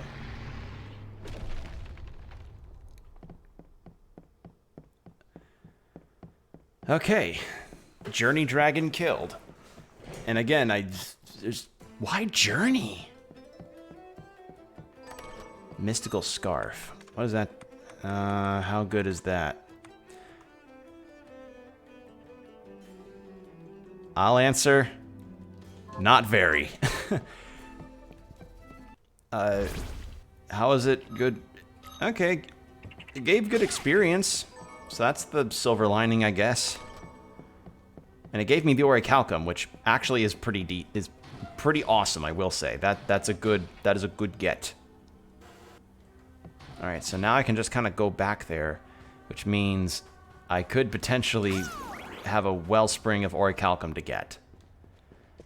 Now the question is, do I upgrade the sword, like my sword familiar, or do I turn the Orichalcum over to Abigail? Does the quest say what my reward is? Richter... Wait, Revenant? That's it. Memory of... Okay. Foranus Menir. Foranus Menir. Well, either way, I can't make that.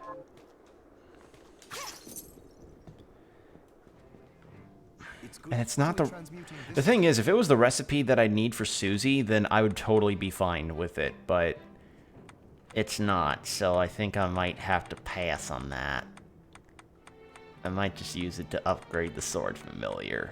But, since I got it, maybe now I can buy it from Anne. That could be... That could happen. Yeah, it was for the weapon that I'm looking for. Whole food. And then the whole food, yeah. Actually, I'm gonna check to see if Anne even can sell me the orichalcum now that I bought it, or found it in a map. I hope she does. Please.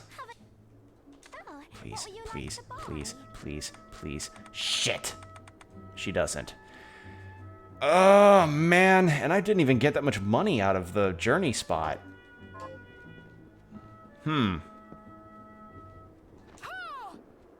Alright. In that case... It's good. So, what'll it be?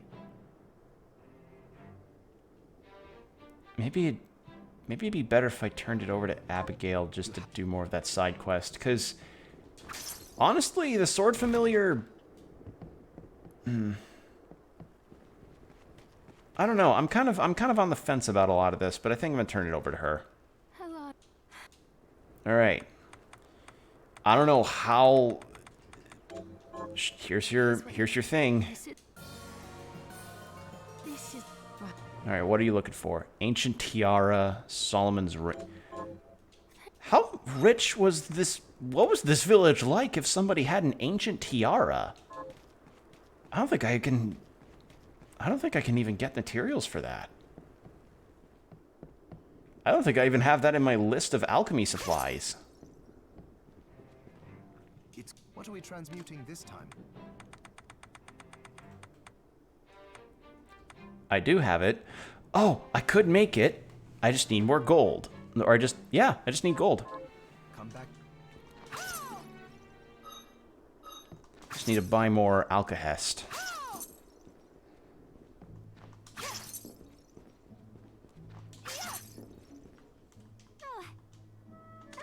what would you like to buy? I need a bunch more gold.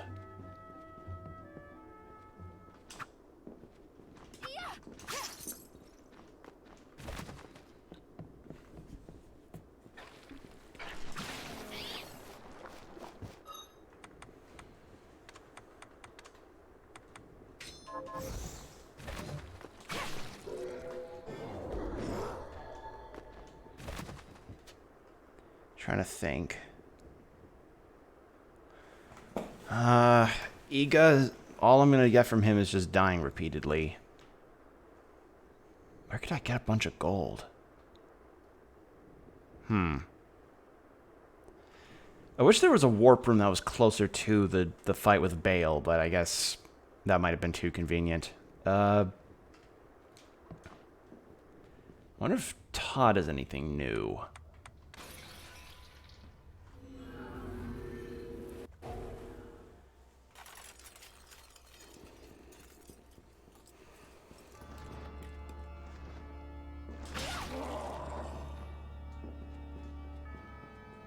How's my level up? Okay, getting still at the 3,000. Still got nothing new for me. All right, let's go with that one.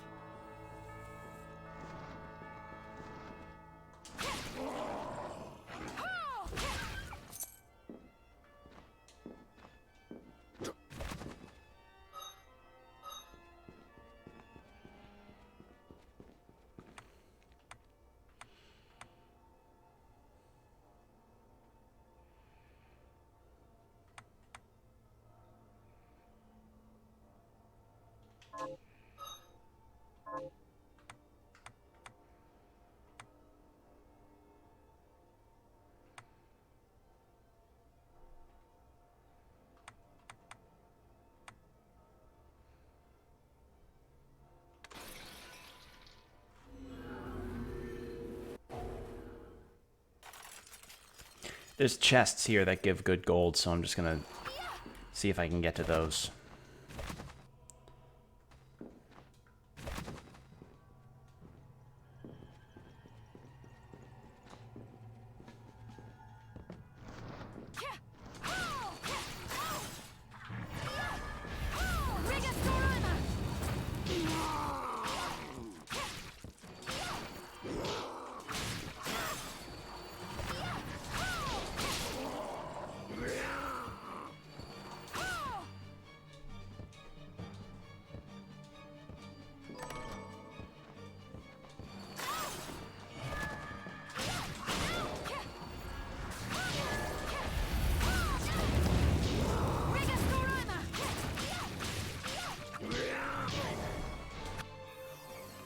Leveled up.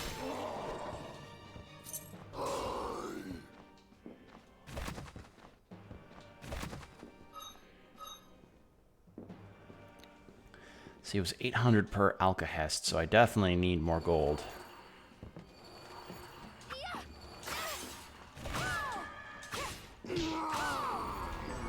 Ooh, diamond.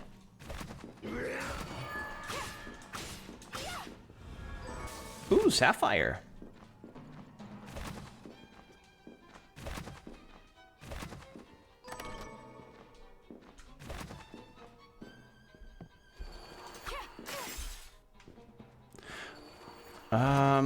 Let's see.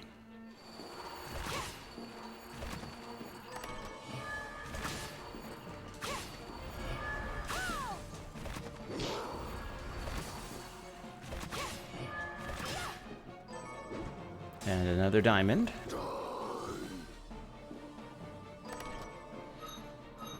Okay, I think that can be enough to get me what I need.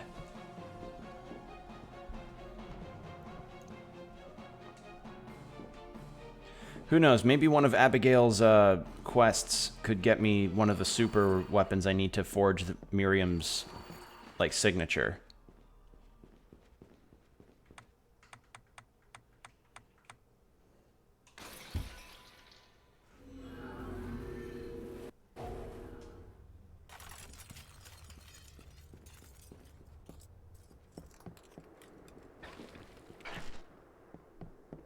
Okay, head down this way.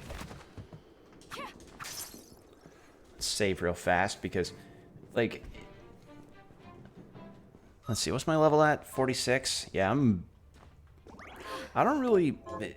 I could beat Bale, it's just... I think my stats are still a little underleveled. So, what'll it be? I'll go with this. Alright, so I need to buy some alkahest, disassemble one of the swords, get the gold for that. And then it's... Oh, what would you like to buy? Oh, well, at least I can buy panaceas now, so that's nice. Is it here you are? Maybe in retrospect I should have saved up for that discount card that Dominique had. What are we transmuting this time? Dismantle. And then... it was that holy sword, I think. Right? Yes. I'll go with this. Craft. And now we craft you. I'll go with this.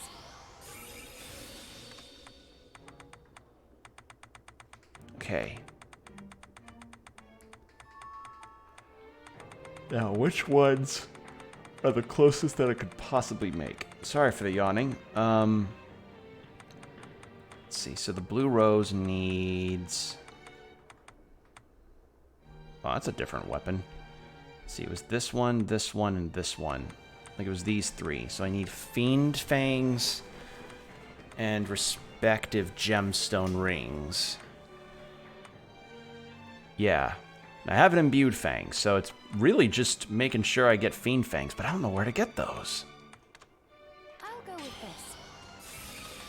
And I need to get a ruby for a flame ring. I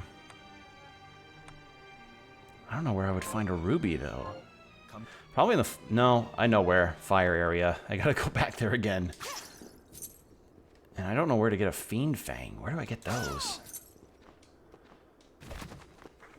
I'm gonna look that up, actually, because maybe getting the signature weapon would be good to help against Bale. And it looks like other people thought the same thing. Fiend Fang is material. Where do we get it? Speak to Johannes. Fiend Fang materials that can be used to craft. Used enhanced shards. Where to find them? Silver Wolfman and Marbus. Silver Wolfman, Den of Behemoths. Oh, so the big wolf dudes. The Marbus, the big... Okay. So I need to find them in the, like, final area that I was in before. Is there a warp room that can take me there, or do I have to... I have to go, like, all the way through the glacial tombs. Okay. Big rigmarole to go through, but you know what? We take that, I guess. It's a process.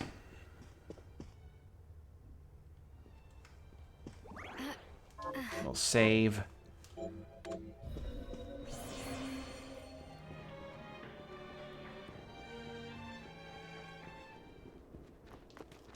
Actually, what's my healing item situation? I've got some food. I have one fairy potion, a high potion. I think I'll be okay, because I've also got the healing shard. I should be alright, I think. And yeah, I have no weapons that can stack up to the bandit blade right now. None of them can even come close.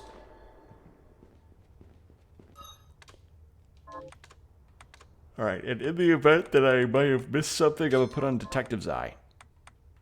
Forbidden Waterway. Inferno Cave, that's it.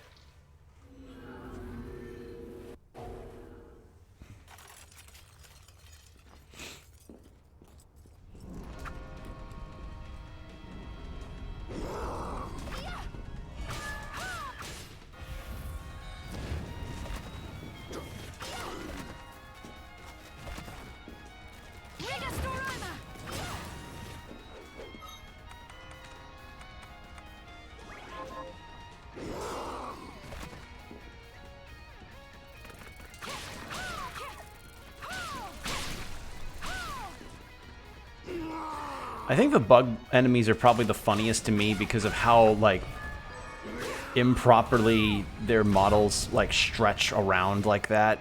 It's hilarious to me. And actually, you know what? It'd probably be better if I had Pickpocket over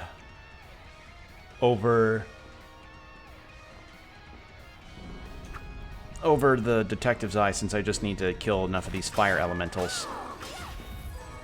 And there we go. God damn it, why couldn't I have gotten the dreadful rags faster than that?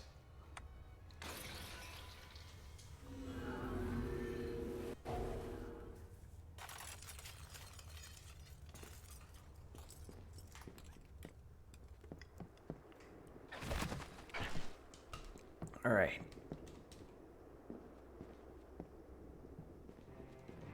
It's good. What are we transmuting this time? I'll go with this. This. So then we need Fiend Fangs. And I need like one of these, one of the Hulfun swords for each of these swords to craft. Oh, I need emeralds. Wait, where do I get emeralds? Oh god, I haven't even thought of that.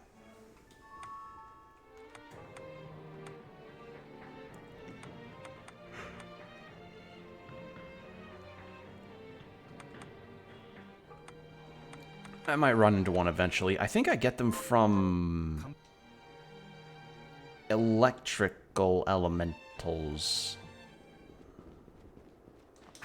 I'm gonna look real quick to see if I can get that sword I just crafted from Anne. What would you like to buy? Can I? I can! That's a lot of money, but you know what? Fine. I'll take... Sure. I'll grind money if it means I get to do this.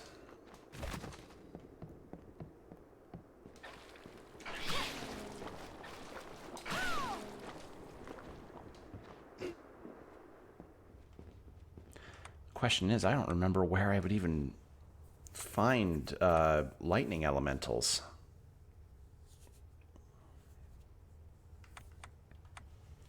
Alright, well first I think I'd like to visit the Garden of Silence. Go through there, get into the behemoth spot, get knee-deep in that shit, and get in a bunch of fiend fangs. Probably need a ton of them to get the recipes I need. Can I check, actually? Alchemy notes.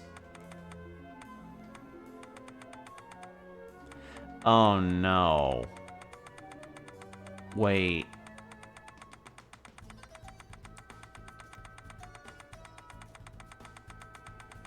Oh, it only does it for ones that I've already crafted. Or, yeah.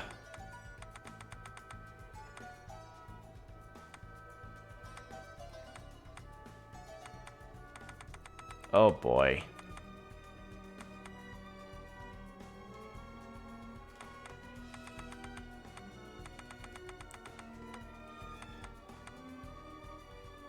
Well, this is going to be fun to try and figure out. Oh, dear. Oh, wait, no, here we go. Okay, so I just need one of each. Fantastic. Great. I just need 3 emeralds for the Khalid Bulg.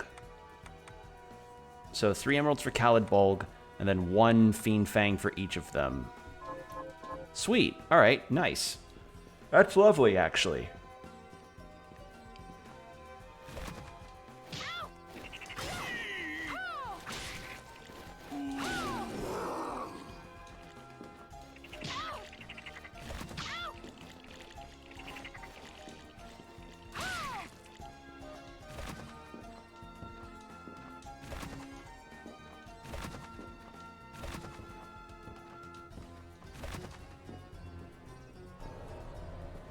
Alright.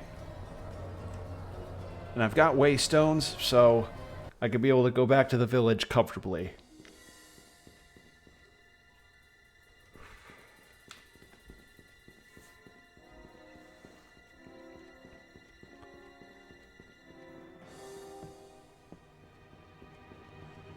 I've got my sword out, my sword familiar, so I should be able to fight through fine enough.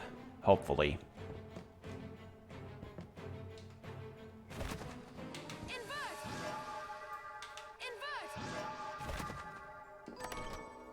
There we go.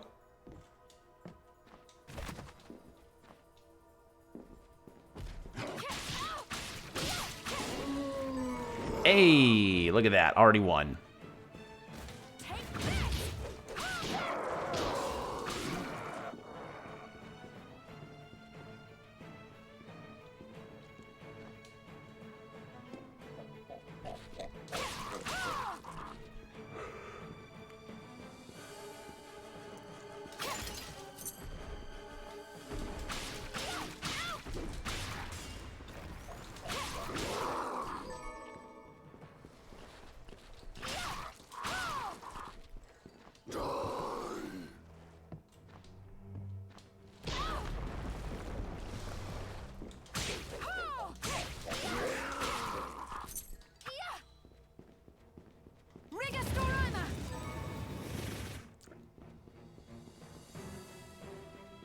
All right. So now those werewolves and the lion guys with swords. Wow, I have yawning so much suddenly. Those guys are now much easier for me to fight. So getting Fiend Fangs from them shouldn't be too bad.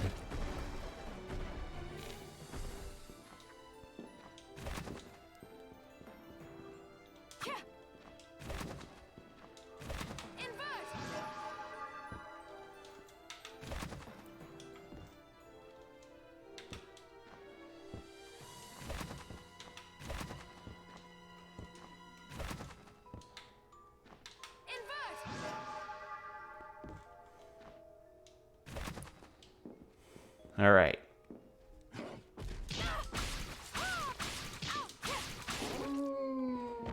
And I still have pickpocket on, don't I? Yes, I do.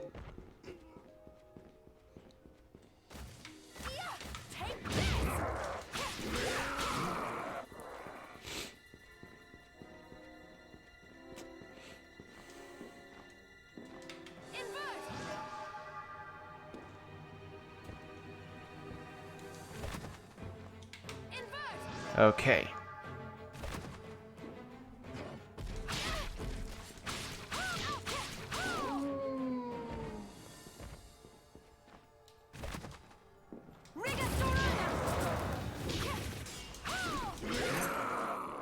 And that, okay, just dropped 10 gold. Cool, thanks. Perfect. I could totally afford like half a breakfast burrito now, thanks to, with that much gold.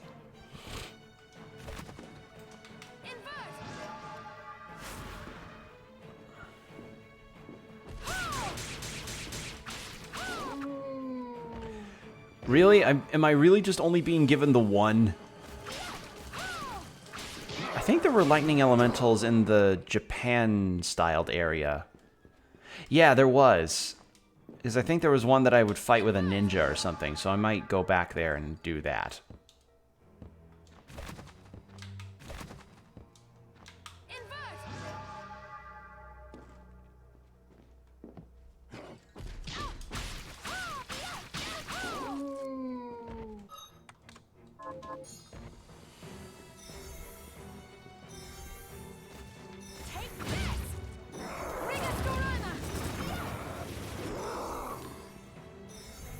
Please don't tell me that one Fiend Fang is all I'm gonna get.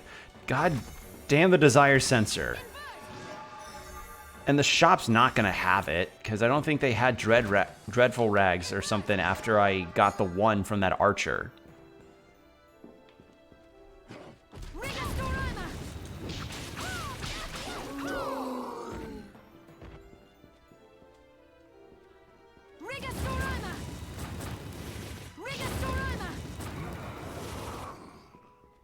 Nothing.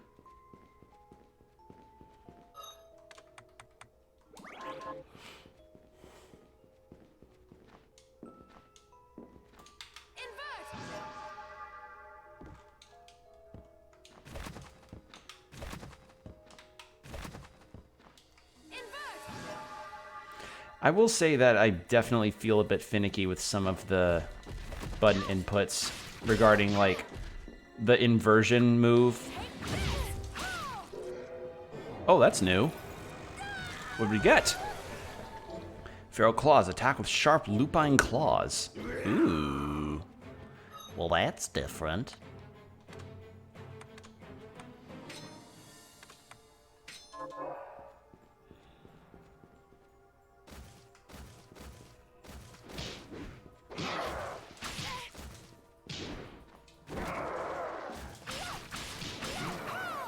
Oh, come the fuck on. Alright, well, if I'm going to be doing this, then I might as well have the Bloodsteel on. Where's Bloodsteel? There it is.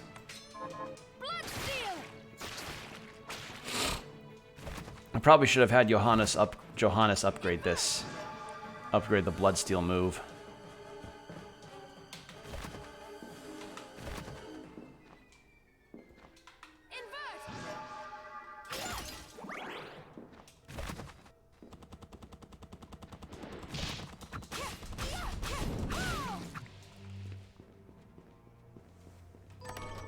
$500 gold, I'll take that.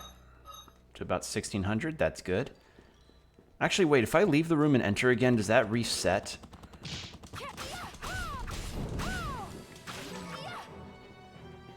No, it doesn't. Probably doesn't reset until I leave, like, the actual segment of the castle I'm in.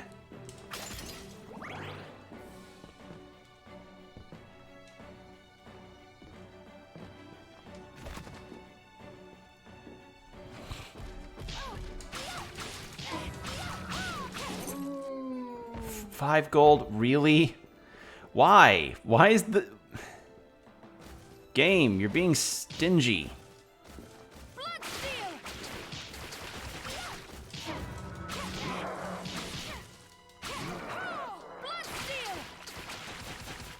Alright. Waystone. I mean, I might as well see if she sells them, but I'm doubtful.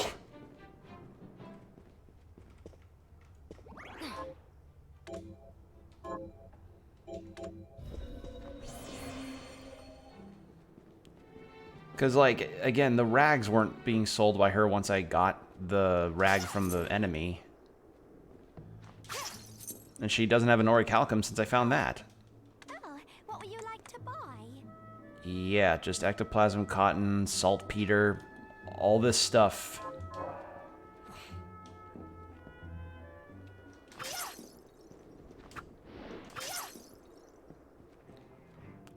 Might as well at least craft one of the swords.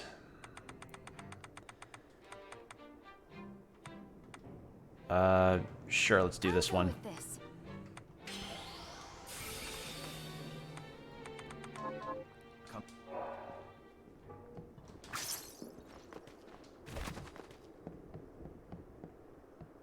Alright, so I got this ice one. Now I just need the fire one and the lightning one, and then we'll be good. And I think maybe I'll attempt the Dominique fight again with a stronger weapon this time. Ooh! Excuse me, I had to... Oh, stretch my back. Oh. Oh. Oh. Oh, that... Oh, I feel cleared up from that. Ooh. Sorry, I had a... My back... I had some slight back pain, or some stiffness there that just completely loosened out, and that felt really good.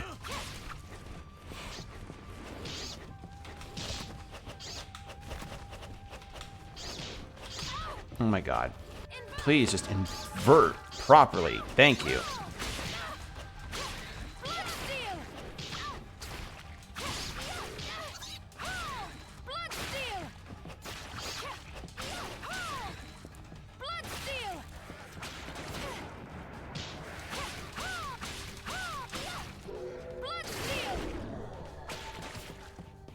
There we are. And I think it was this hallway that had a lightning elemental. Right? I might be Wait, don't I have a bestiary? I have a bestiary, I believe. So maybe... Archives. Compendium. No. Demons. Where's the...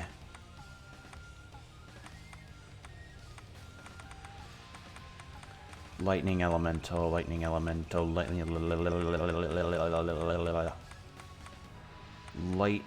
elemental. Why can't I just have... Why can't I just have this be organized by alphabet? Craftwork,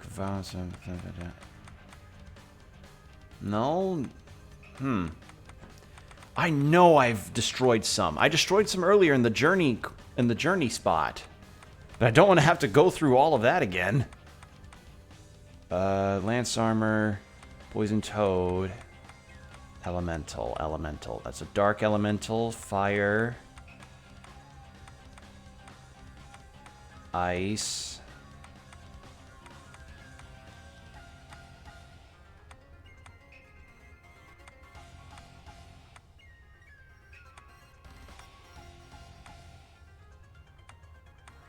What the hell? What? No. No way. Where is it? I know I fought some. There it is. Thunder Elemental. Spawn area. Levir Ex Machina. Right! Oh, I'm stupid. I'm stupid. It's in the area with all of the moving gears and shit.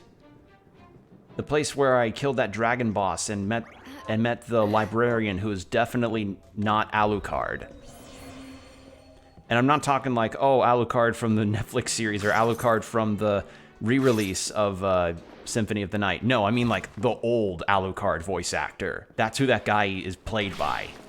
Like Alucard from Symphony of the Night PS1 OG Alucard. Oh, God, I'm so dumb. It's over there. Of course he'd be there. Of course they'd be there. Why wouldn't they be?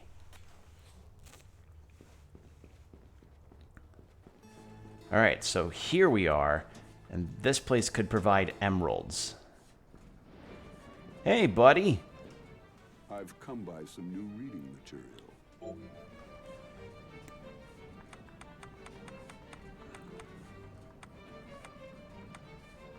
Prowess. Ancillary. Deadeye. Ooh. Oh, that'd actually be really nice. Hastens proficiency growth. Luck. I want to do the experience one, please. Be certain to return what you borrow. This is a library, not a bookshop. Yeah, I completely forgot.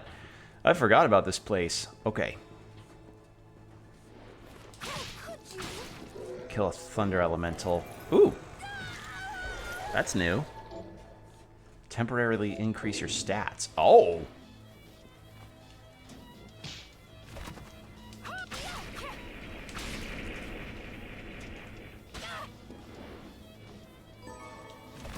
Tome scrap. Hmm.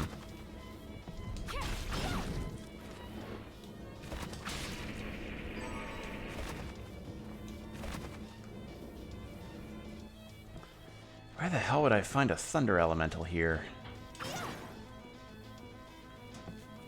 Ah, there's one.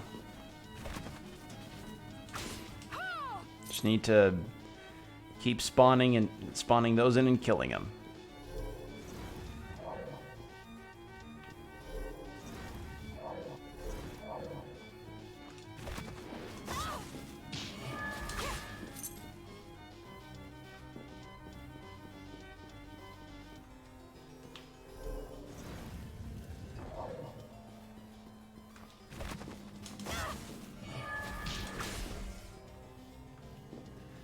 Yeah, if I just get 3 emeralds from this, I can go back and get Fiend Fangs, and then we'll be good.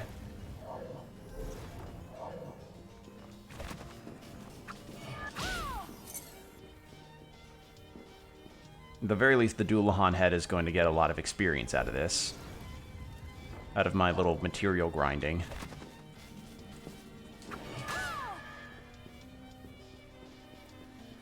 Actually, are there thunder elementals here? Or is it just the monkeys? Looks like it's just monkeys and portraits.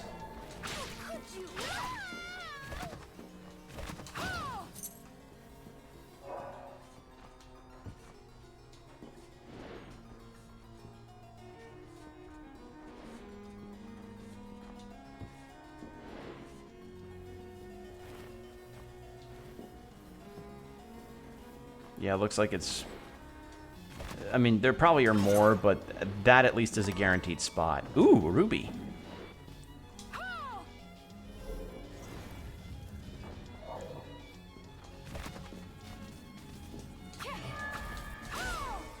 Okay, there's one. Just need 2 more.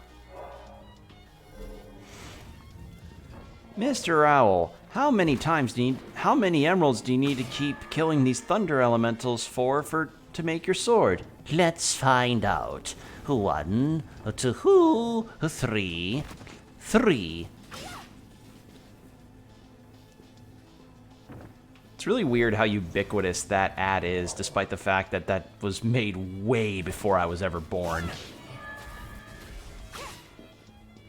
It's just interesting how some media has managed to be able to permeate generations regarding its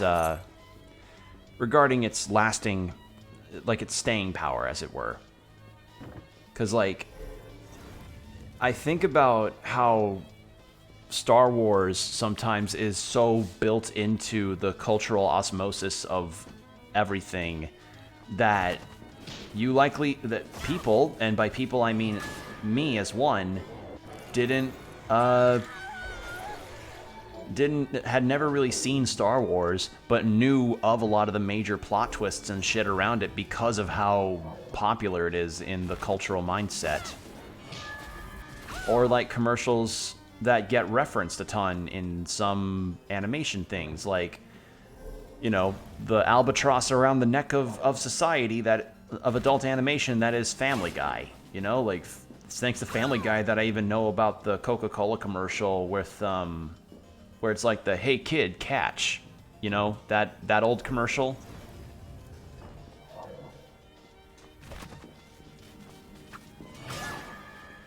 I don't know. I just find it interesting sometimes when you have pieces of media that just become super popular due to, with, like, yeah, they're a brand, but they're at least a brand that people recognize that had some soul. You know, I don't know much about Star Wars nowadays, but I know for certain a lot of people are not happy with how the new trilogy essentially did for all the characters and stuff. But doesn't really bother me much. Again, never seen the original trilogy, never seen the prequels, and I don't really care to, because I don't want to be a part of that. I don't really want to be a part of that discourse, because that doesn't sound very fun to me.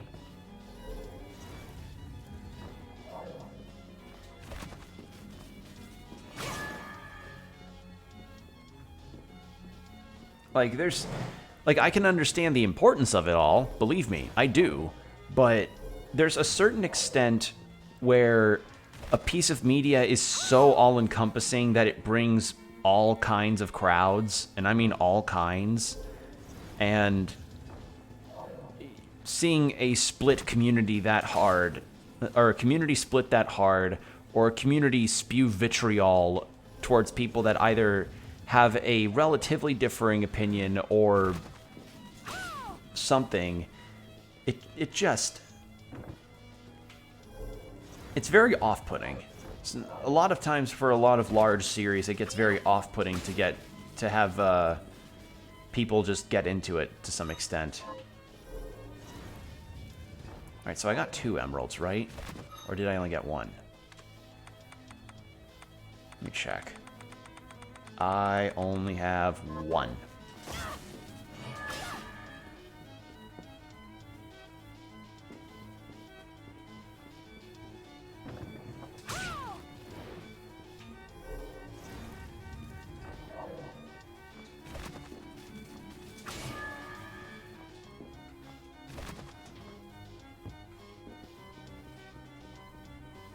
Let's see if they're in, if I could find any more in other areas of the map.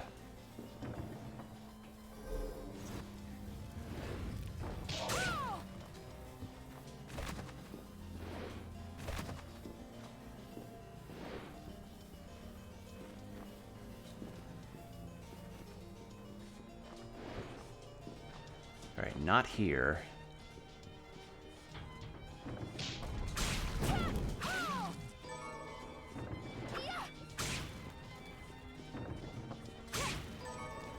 Ooh, an Alcahest. That's nice. Not here. That's just more of these books.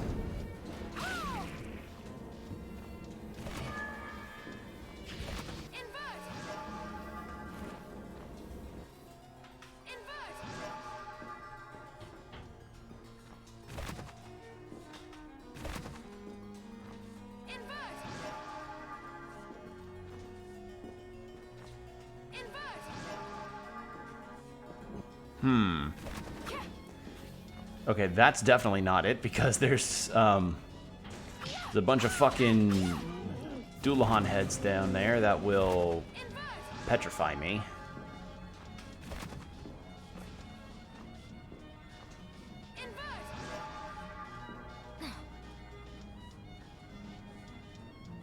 Wasn't there a spear or something that came up from the bottom if I sat in this chair? I don't remember.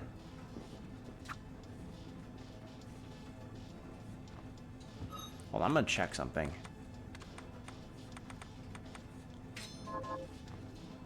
Okay, I thought there'd be a hidden wall here, but no, there's not.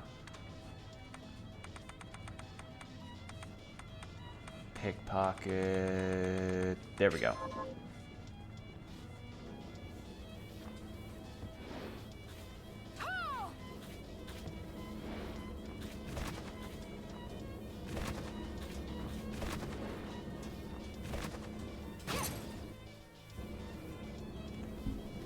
any thunder elementals here? Yes!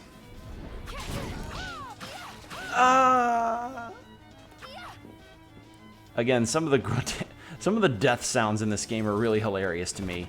None of them are ever gonna top ee, ooh, but some will come close. Some can come close.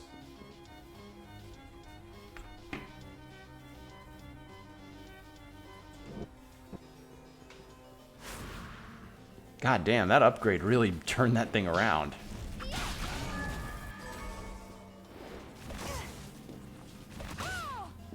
And still no emerald. And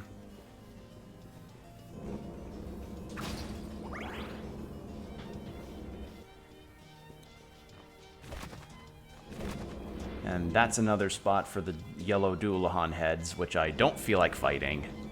Because those things are annoying. Probably not as annoying as the Medusa heads, though.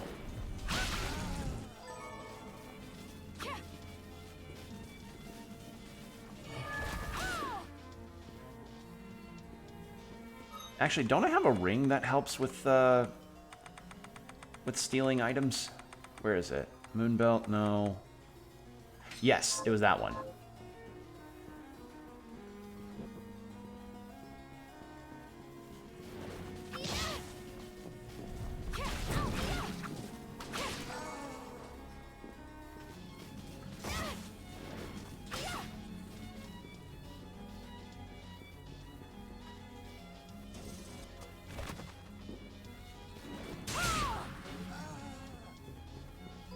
Why am I get... These stupid elementals, please, just drop the fucking powder.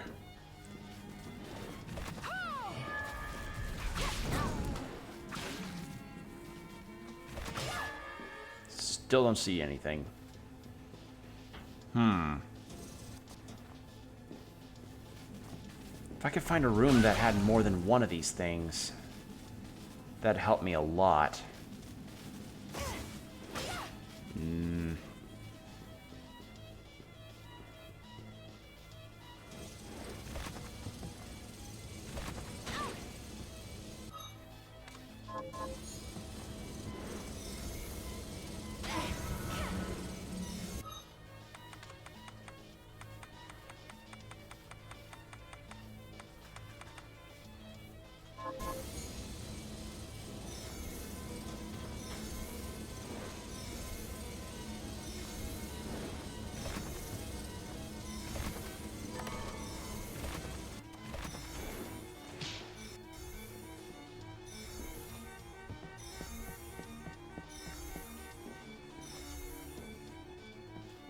Nope. And that's another Dualahan head room. Alright. Yeah, it looks like there's only really 2 rooms I can do with that.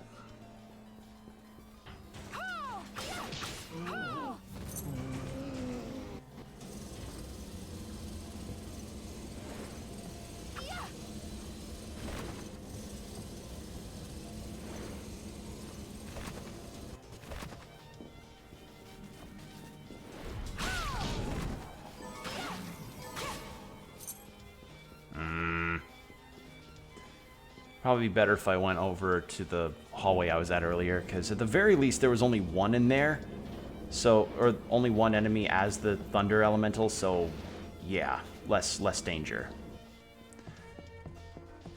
Just less obstacles.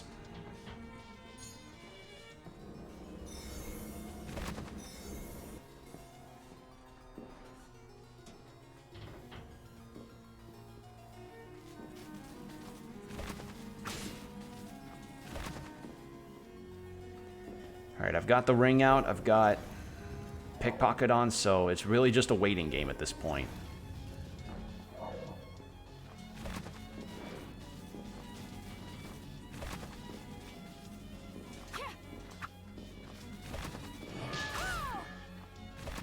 Nope, nothing.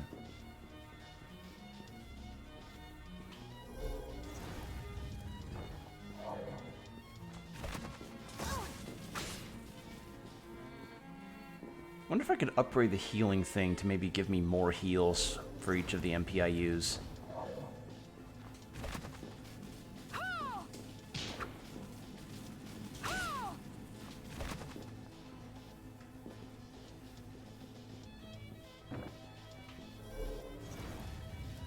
I'll have to go check that when I get to Johannes again. Or Johan. I'm never gonna really decide on... Like, I know it's probably Johannes, but I keep forgetting how they pronounce his name because... Like, when he appears in major cutscenes, it's like... It probably is Johannes, but then I just forget.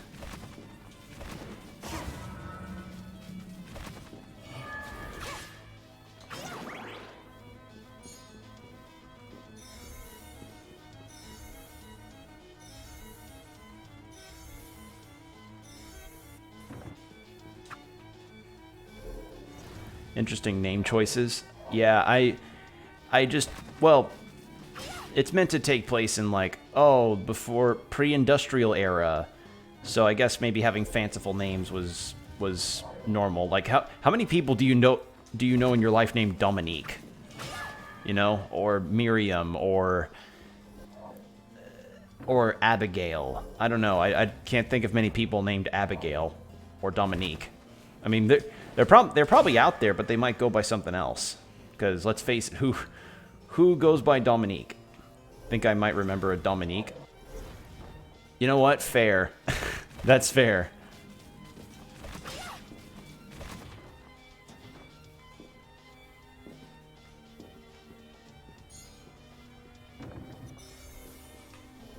All right. I just need 2 more emeralds, please. I need Knuckles here so he can, like, lend me his emerald radar.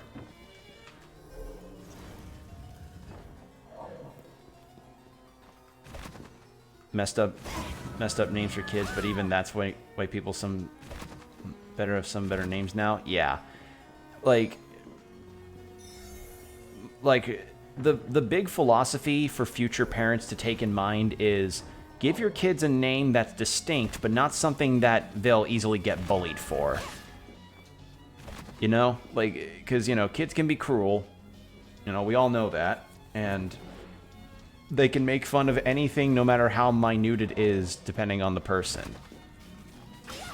So, when my folks named me, for one, they named me after a writer, and the other is that they gave me my name William for 3 reasons. One, because my mom viewed William as a very important name in her family, and my dad named me after the writer William Faulkner. And the third reason is because it's not really a name that kids could twist to make fun of super easily. Like, imagine... I don't know, like,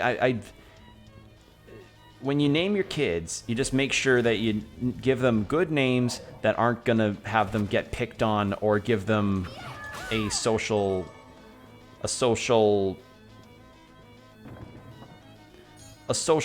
drawback, as it were.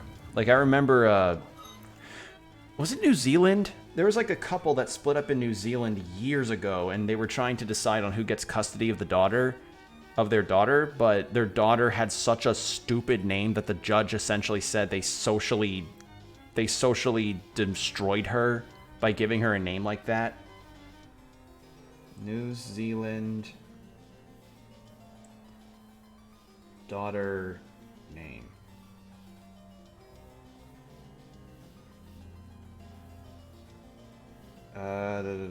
Prime ministers.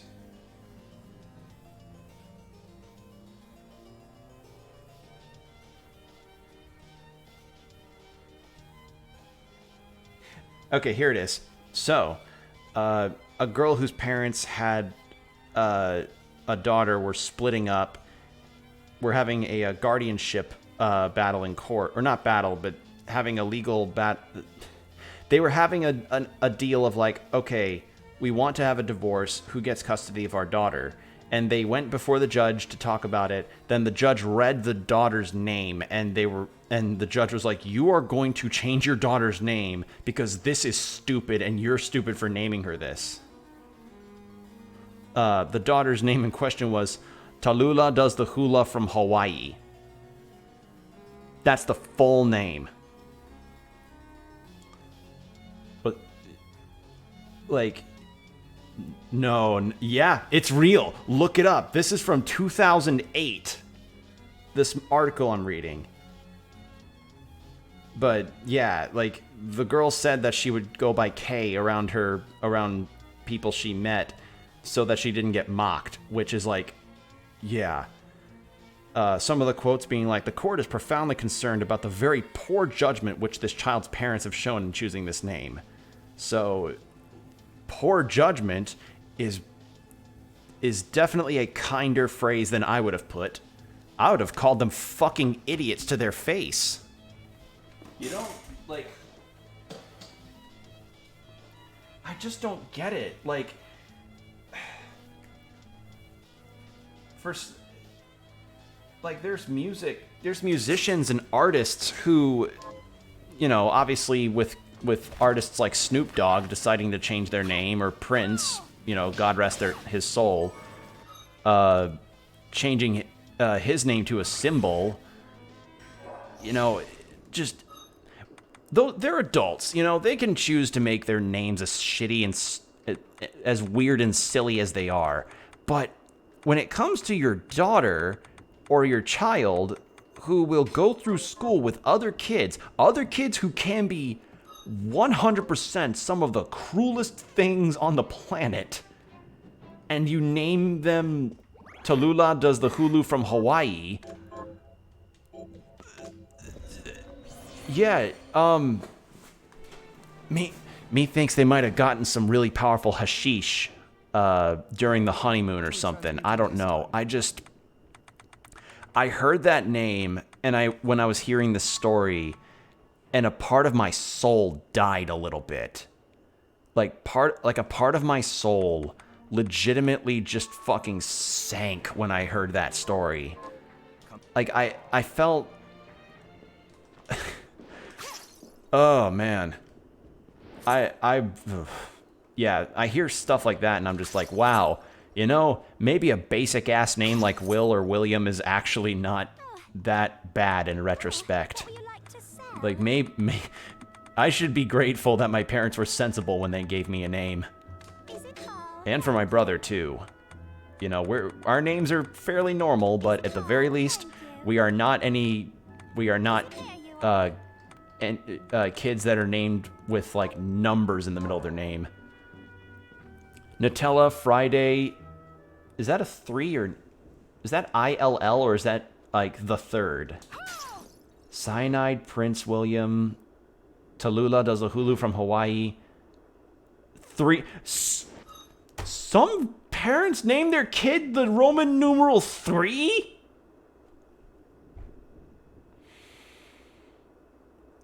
Oh. DRSXXCC. You know, after a certain point, IKEA, Facebook, Robocop, Akuma band names. What the fuck is wrong with some of these parents?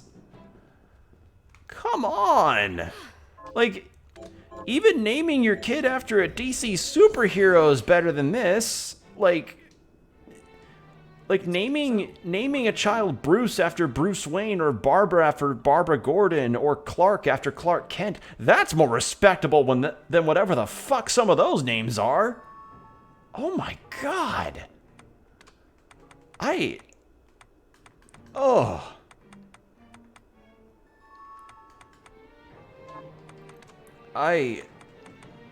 my god.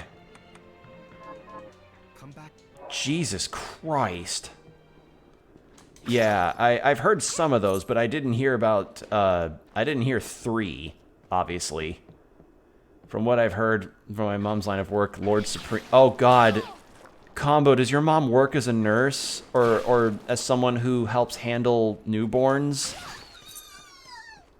Lord Supreme? Are you shitting me? Why? For what reason do they think...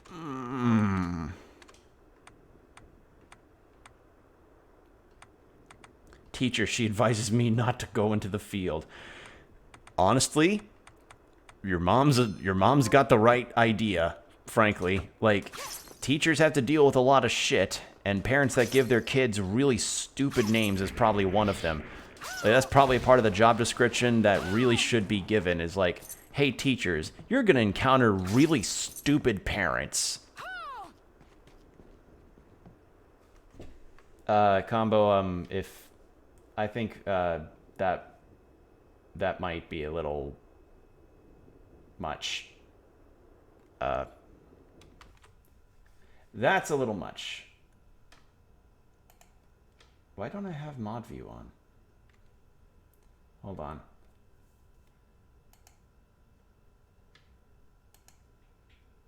Yeah, sorry, Combo. Like we're joking around, but that's a bit too far. Why the fuck is my... Oh, there it is. Alright, there you go. Yeah, like, that's a little too far.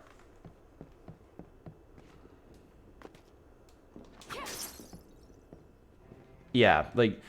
So, what'll it be? Yeah, like, we're joking around, but that's a little too much. Can't I... They're right out there. I can just get a melted bone. I can upgrade... I'll upgrade the healing thing just to see how much more it will heal, because I literally only get 5 healing from each time I ever use it. So unless it, like, decreases the amount of MP it takes to use it or something. I'll go with this. Now, enhance. Gradually recover HP. Faster recovery. So I'm going to assume that means more recovery. Like, okay.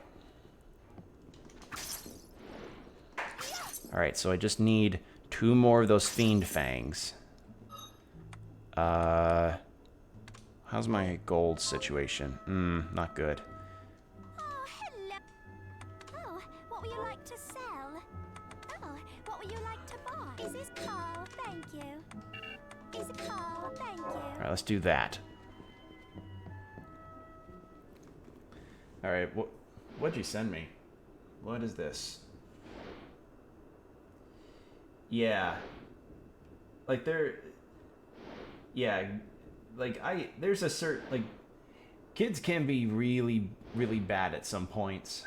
I definitely wouldn't last well as a teacher, I think. Like, I mean, I guess it depends on the school district, because, you know, teacher shortages are a thing, like, everywhere.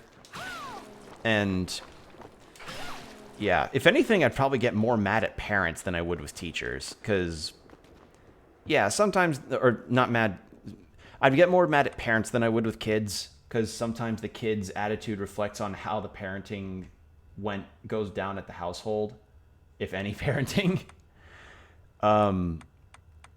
Let's see. Where was I going again? Right, Behemoth Spot. Over here. Usually it starts with the parents. Right. So if their kid acts up, I bring it up with the parents. And if the parents take lip to me, then I take lip back to them. You know? Like, get your just desserts and fucking stop and actually raise your kid properly. But I'm not even... And this is coming from somebody who's like 70-30 on the idea of even having a kid. Like, I'm like, besides the whole, like, I don't know how I'd be as a parent situation, with American healthcare the way that it is, no person in our generation probably willingly wants a kid, probably wants a kid and wants to act on it. Like, maybe in the future they think, like, oh, it'd be so nice in like 5 or 10 years when the medical system finally gets its head out of its ass, I can finally, you know, get to be the parent that I want to be. you know, have the magical parent moment, but as I said, American healthcare system needs to get its head out of its ass first. Because actually, I remember seeing an interview with British people on the street. Doesn't last long? Yeah. Yeah, the majesty of parenthood kind of dies after a while if you really don't prep yourself well enough. All right, what was I about to look up? Average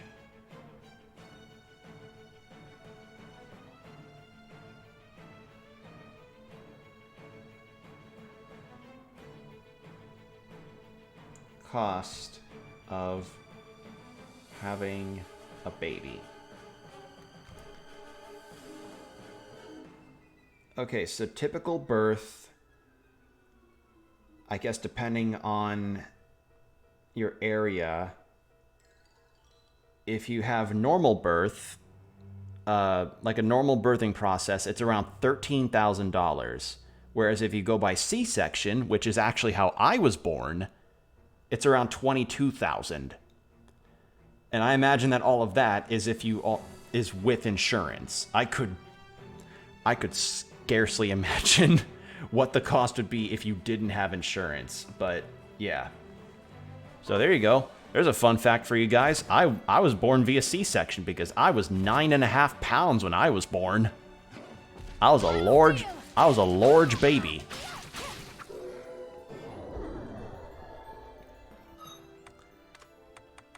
Alright, I'm going to take Bloodsteel off, actually, and put on Fire.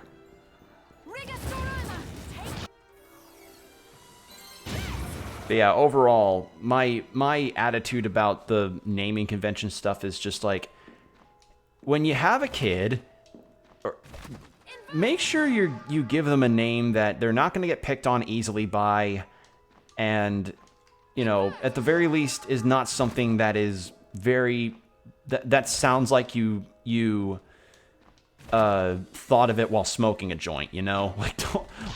Please don't do it. Like, please think about this, because this is a name that a kid will likely have to live with throughout childhood until they can afford the possibility of changing it in later life. Just don't try to be too unique or goofy. Like, I remember hearing about a person who named their kid K8 Lynn. You know, like Caitlyn, but with an 8 in the middle of the name, which is just that comes off as like Kesha kind of attitude, you know? No numbers, please. Yeah, please. How ironic would it be if you named a child K8 Lynn and they're terrible at math or something, you know? Like, just don't. Normal names, for the love of God. Gamer tag. Oh, fuck, it does sound like a gamer tag. Yeah, don't name a kid something that would sound like a Call of Duty gamer tag, for the love of God. Like, or, God forbid, don't be like the parents that gave their kid the middle name Dovahkiin, thanks to a contest that Bethesda held when Skyrim was still planning on being released. Because Bethesda put out that if someone had a kid, like, close to the release of Skyrim, I think, they would be given free Bethesda games for life.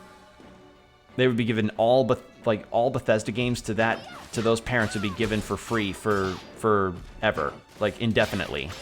And some mad lad fucking did it, had a kid whose middle name was Dovahkiin, and sure enough, that family, I imagine, will have all of the Fallout 76 DLCs and shit for the rest of their lives free. Probably hand-signed and delivered by Todd Howard himself. You know, it's really nice that you were able to name your child Dovahkiin, but how great would it be if you named them Skyrim Anniversary Edition Dovahkiin blank blank? Oh my God. Anyway, we have one more Fiend Fang to get, then we can finally get to having the blue rose. Oh, wait, fuck, I need those... Oh, God, I need that sword still. The sword that... Shit. Oh, and that sword's expensive, too.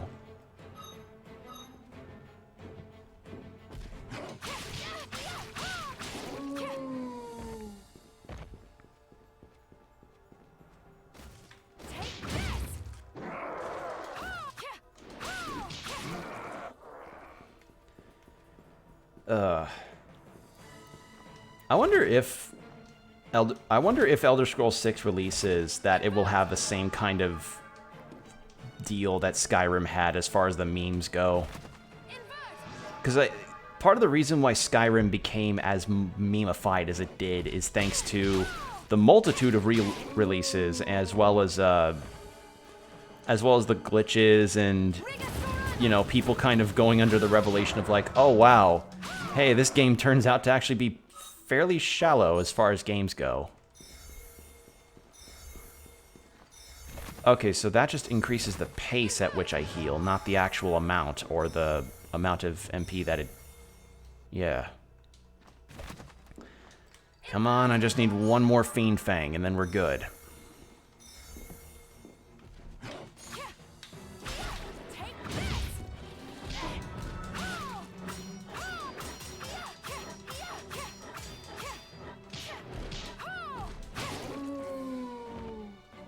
I don't think I can delete my own message. Have you ever been able to do that on your own?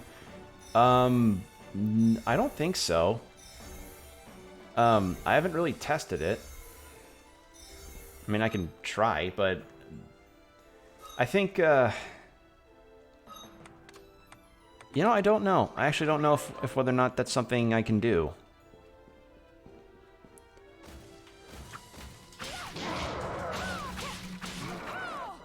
Is it? It is! Thank God. Okay. Out. Sweet. Okay. Let's heal up. Save, because that was a lot of resource gathering to do.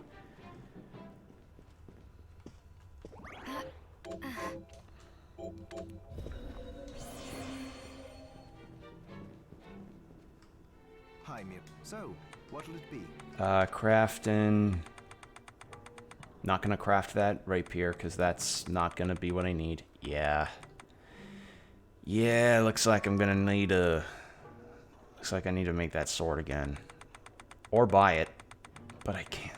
But that's really expensive to do.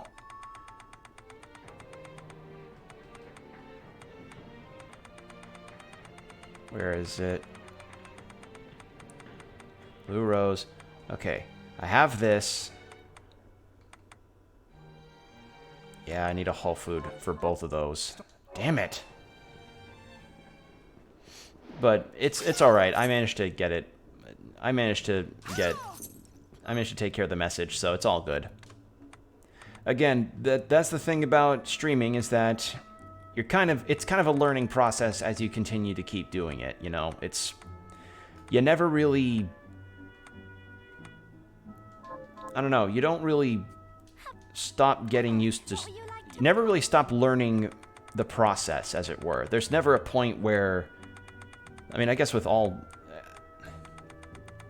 I guess it's the same with all fields. No, it is the same with all, no. Much like other fields, there's never a point where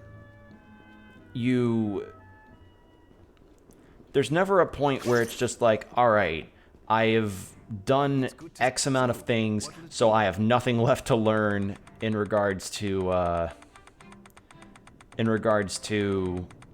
streaming or IT or web development, what have you.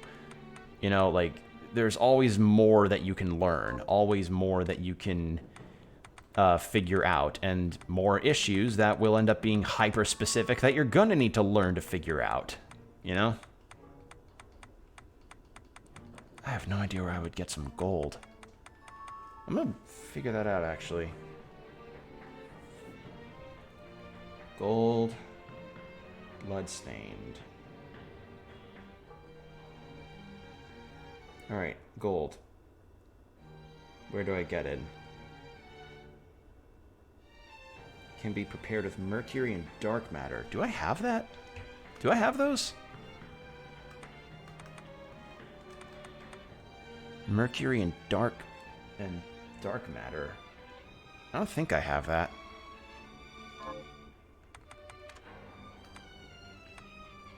Nah, not 50 of the stuff. I don't know where I'd get dark matter. Alright, what drops it?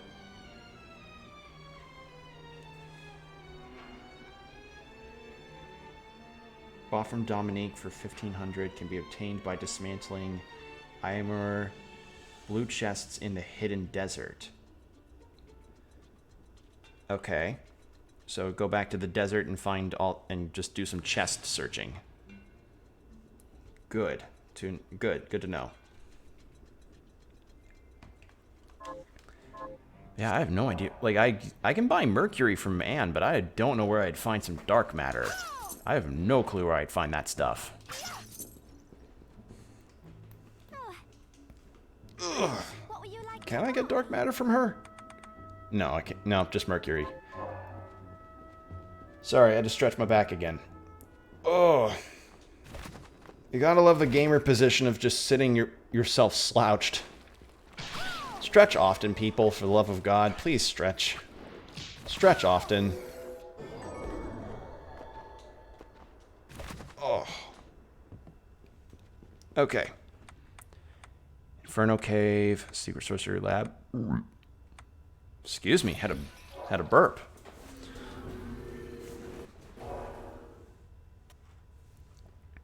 Okay.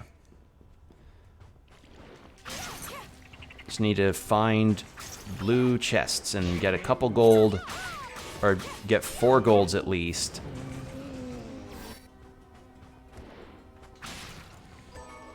Get 4 golds at least, then we can be good. Nope, that's just the poison stuff, but you know what? I need that anyway.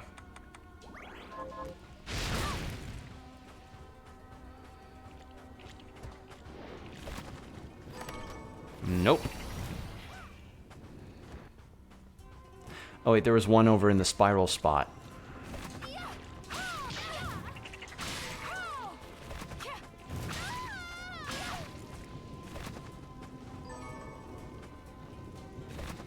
Oh, thread of the needle on those slowers. Alright, and I think there were 2 up here. Did you see the posture post on one guy did on Twitch? On Twitter? I don't think so, no. Is it like a... Is it something related to... Is it like a streamer thing, or... Because I remember seeing a post where it was like a girl hunched over her phone, and like it showed like her kind of quasi-motoing her phone.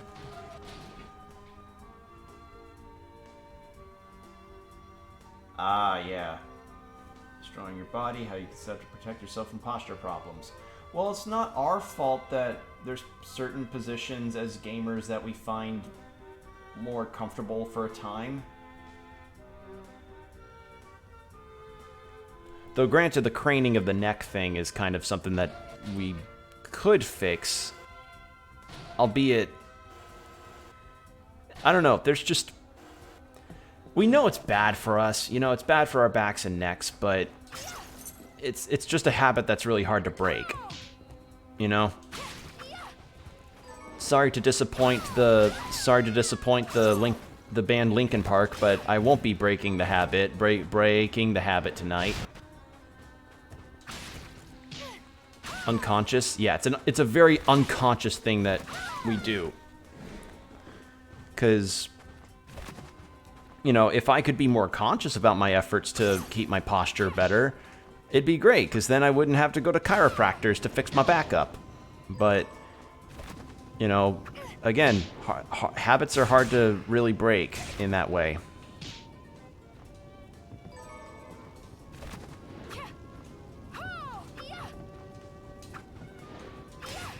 Haha.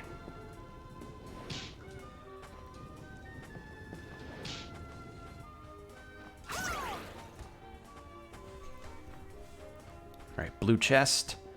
Survey says, just 500 money. Not the gold I'm looking for.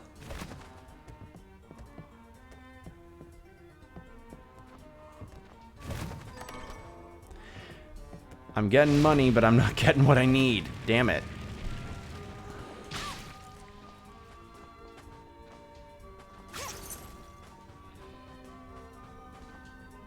All right.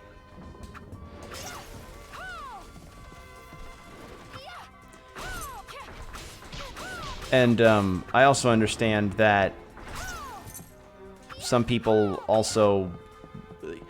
I'm of the mind that with all of the ways that chiropractor work has helped me, like I believe in the concept of chiropractor work and that it can be legitimately beneficial, but I can understand why some people are reluctant. I just don't like... Do you ever hate it whenever a profession is completely... Like, certain professions are completely...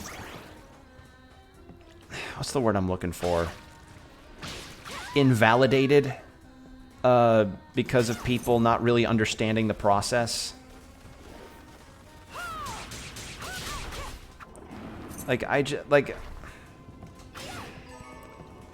like, too often I've really heard, electricians in some ways. Oh my god, really? People try to invalidate the work of electricians? Oh my god. Like, there are some professions where it's like, yeah, I can understand why you'd be a little skeptical over the actual work of it. But electricians, their job is to help you install your electronics and shit, on top of maintaining them.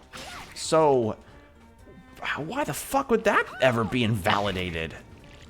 Huh? That makes no goddamn sense to me. Usually any job that doesn't add a bachelor's is what I mean. Oh. Or doesn't have a bachelor's for it. Oh, okay. You know what, actually? That makes sense. Wait, but for... Wait. Correct me if I'm wrong, but wouldn't you need like a doctorate or something to be a chiropractor? Like, any kind of doctor needs a doctorate in medicine, right? Am I wrong, or is that for something like, no, if you want to get a job at a big ass hospital?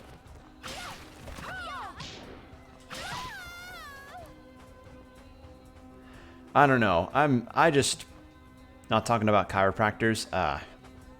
Well, either way, like, I find chiropractors nice and good for work. Yay, gold!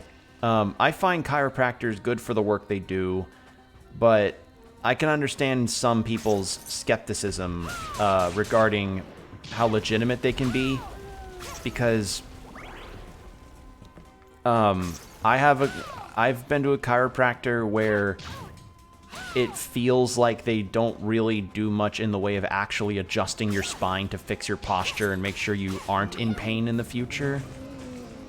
And then there's some on YouTube I watch, or have seen rather, who really just only have one routine that they practice for literally all patients.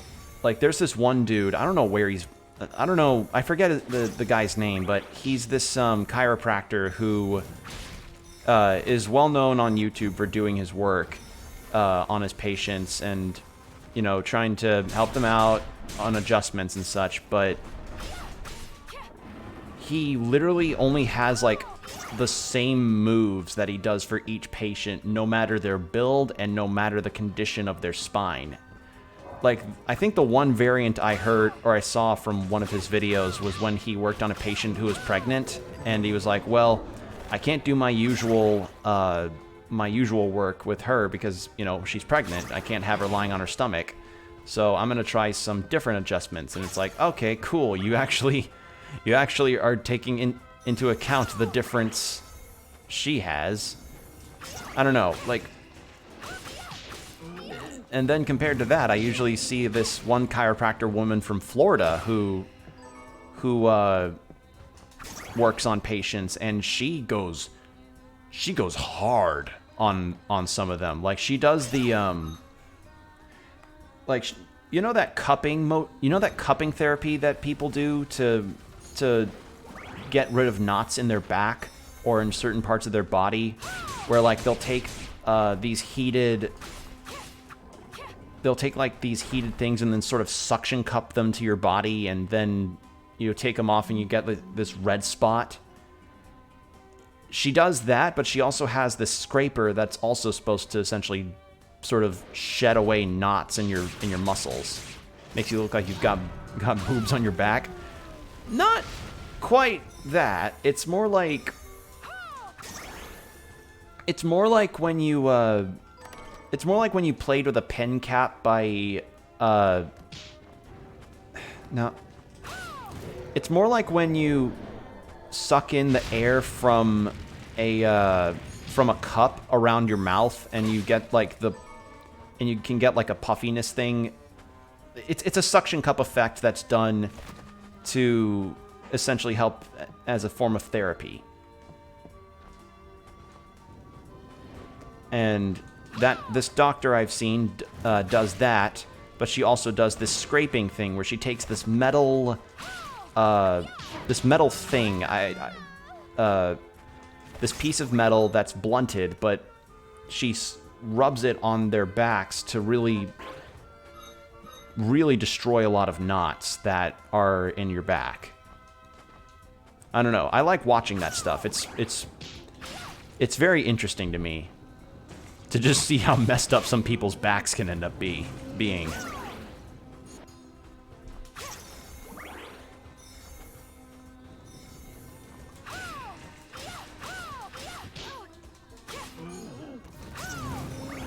Alright, so I got 1 gold.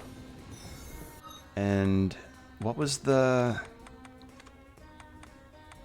Let's see, this thing needs 2 gold.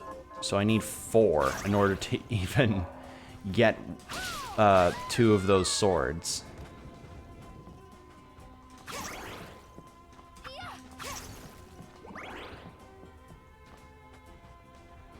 So yeah, overall, like, I see chiropractor work as a very valid form of helping people relieve a pain that they can definitely use without and avoid potential issues down the line, like getting to avoid having spinal corrections or things like that.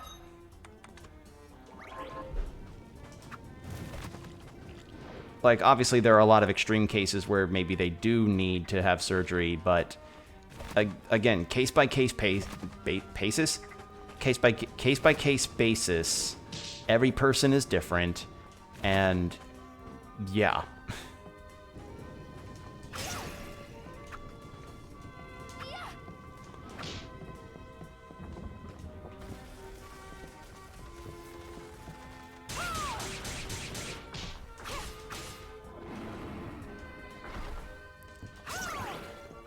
It just, I've seen videos like that, and it just makes me go like, God damn, I want my spine wrung like a towel, you know?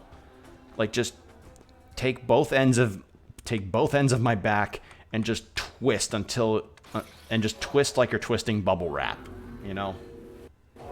That's the kind of spinal correction that I like to get. To just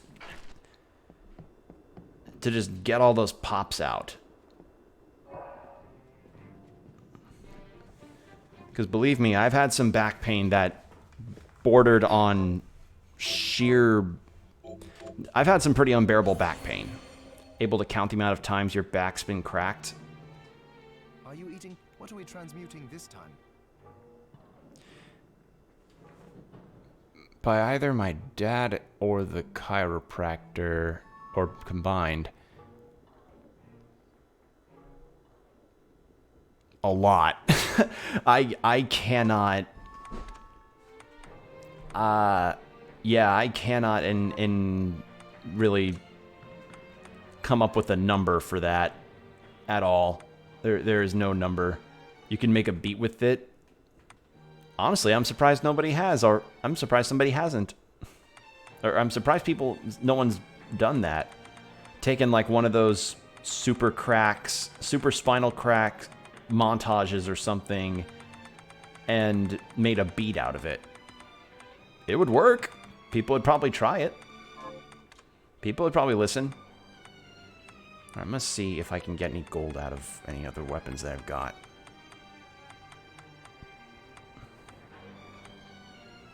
No. No.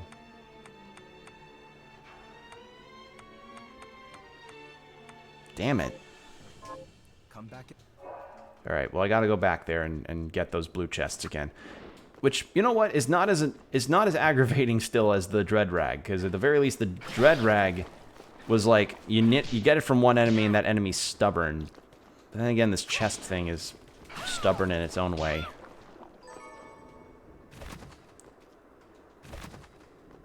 But yeah, you could do one of those, you could do the beatboxing thing like that one guy who made an instrument out of a garden hose and an aluminum pipe, where you just make sounds with your body and then just have utensils be used as instruments.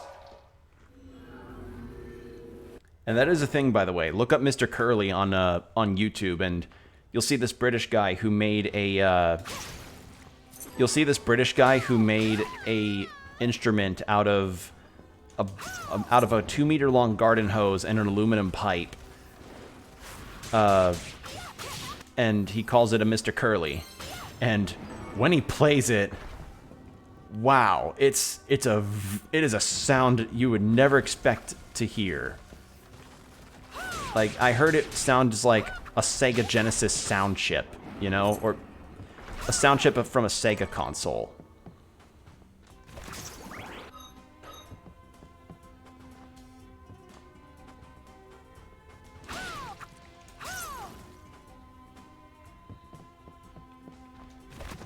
It's really awesome sometimes whenever you see people invent instruments and become proficient in them. It's so cool.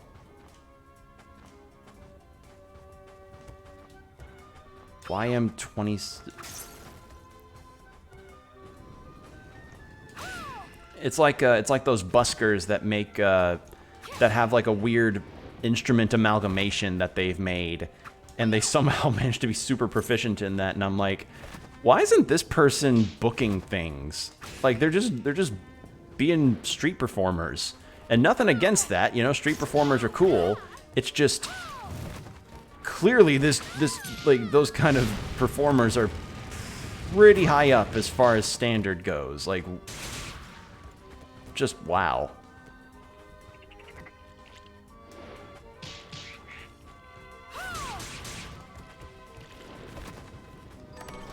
Alright.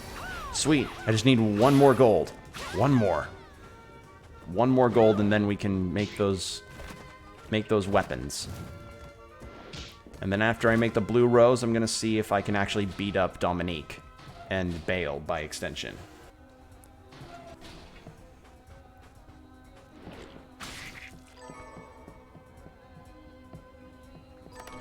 Damn it. I don't need 500 gold. I just need to find another...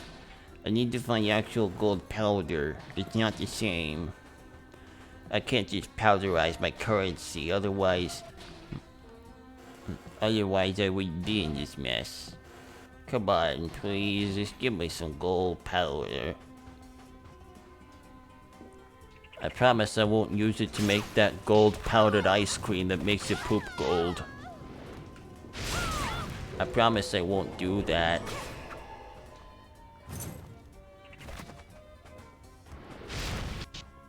Don't you hate it whenever the rich just somehow create gold flakes that make your poop gold? Isn't that just disgusting?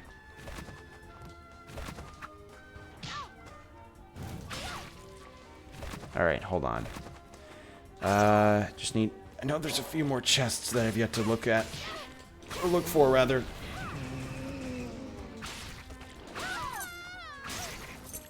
Oh my god. But yeah, some of the worst back payment I've had revolved around me having this one spot, and it was usually this one spot, where just under my shoulder blade, one of my ribs would be out of alignment and would essentially just cause this pinching sensation to be felt in my back. Oh, it was awful. It was so bad. Like, I couldn't bend over. I couldn't twist my back in any way. It was so awful. Was it all from bad posture? I mean, honestly, I'm not sure. Like, I don't know what habit happened. Sometimes, and this is the kicker, sometimes maybe a bad back situation happens when you just sleep funny. That's it. If you fell asleep and if you toss around in your sleep like I do, that could likely mean that maybe you just tweak your back funny while you're asleep. And while you're unconscious, you don't really correct it before it gets bad enough.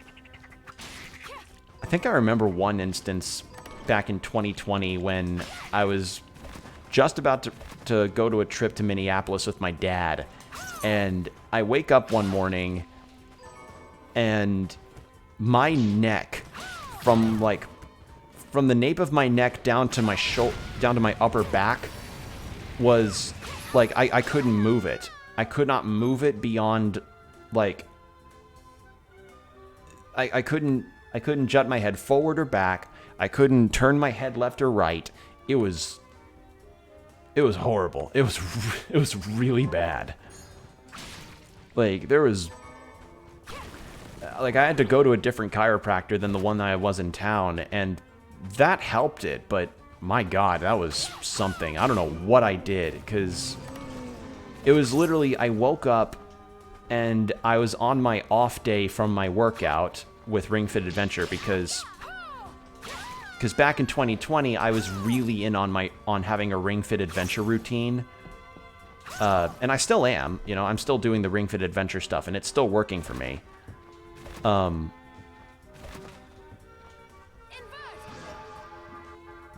But it was one morning when I was just watching a YouTube video from a YouTuber I like, and I just kind of moved my neck back, and I felt this pain shoot from the back of my head down to from the back of my skull down to my upper back. And I was like, oh, that's not normal. Like, instantly I was like, oh, that's not regular. That is not a regular pain.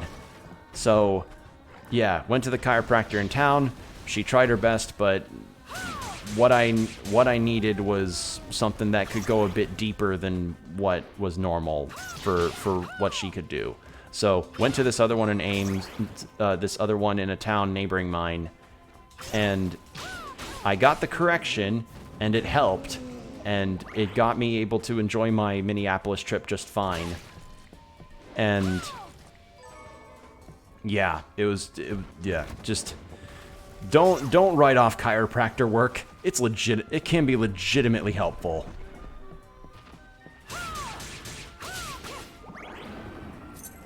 God, that particular time hurt so badly, because I believe that at that time that was really me sleeping in an awkward position or something. Like, as I said, I tend to move around a little bit when I sleep, just unconsciously, and just something just was not agreeing, and that something then caused my neck and shoulders to just be completely screwed up. So, yeah.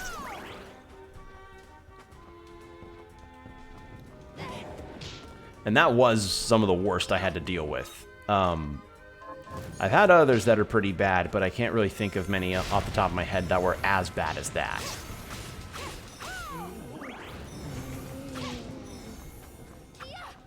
I just need one more gold. Weren't there any more chests?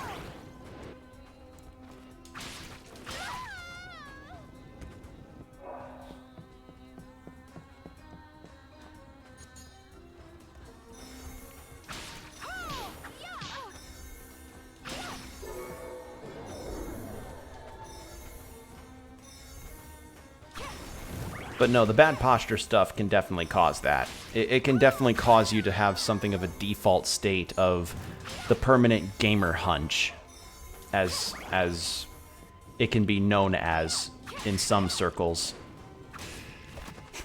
In some circles, it's called a gamer hunch. In others, the Quasimodo thingamabob.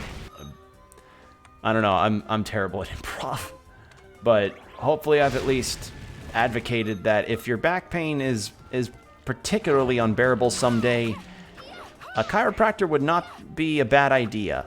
Just saying.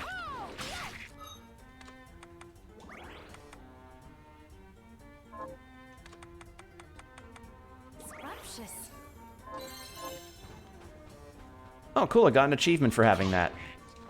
That's probably like, hey, you tried different dishes, like a whole bunch of different dishes. Here's an achievement.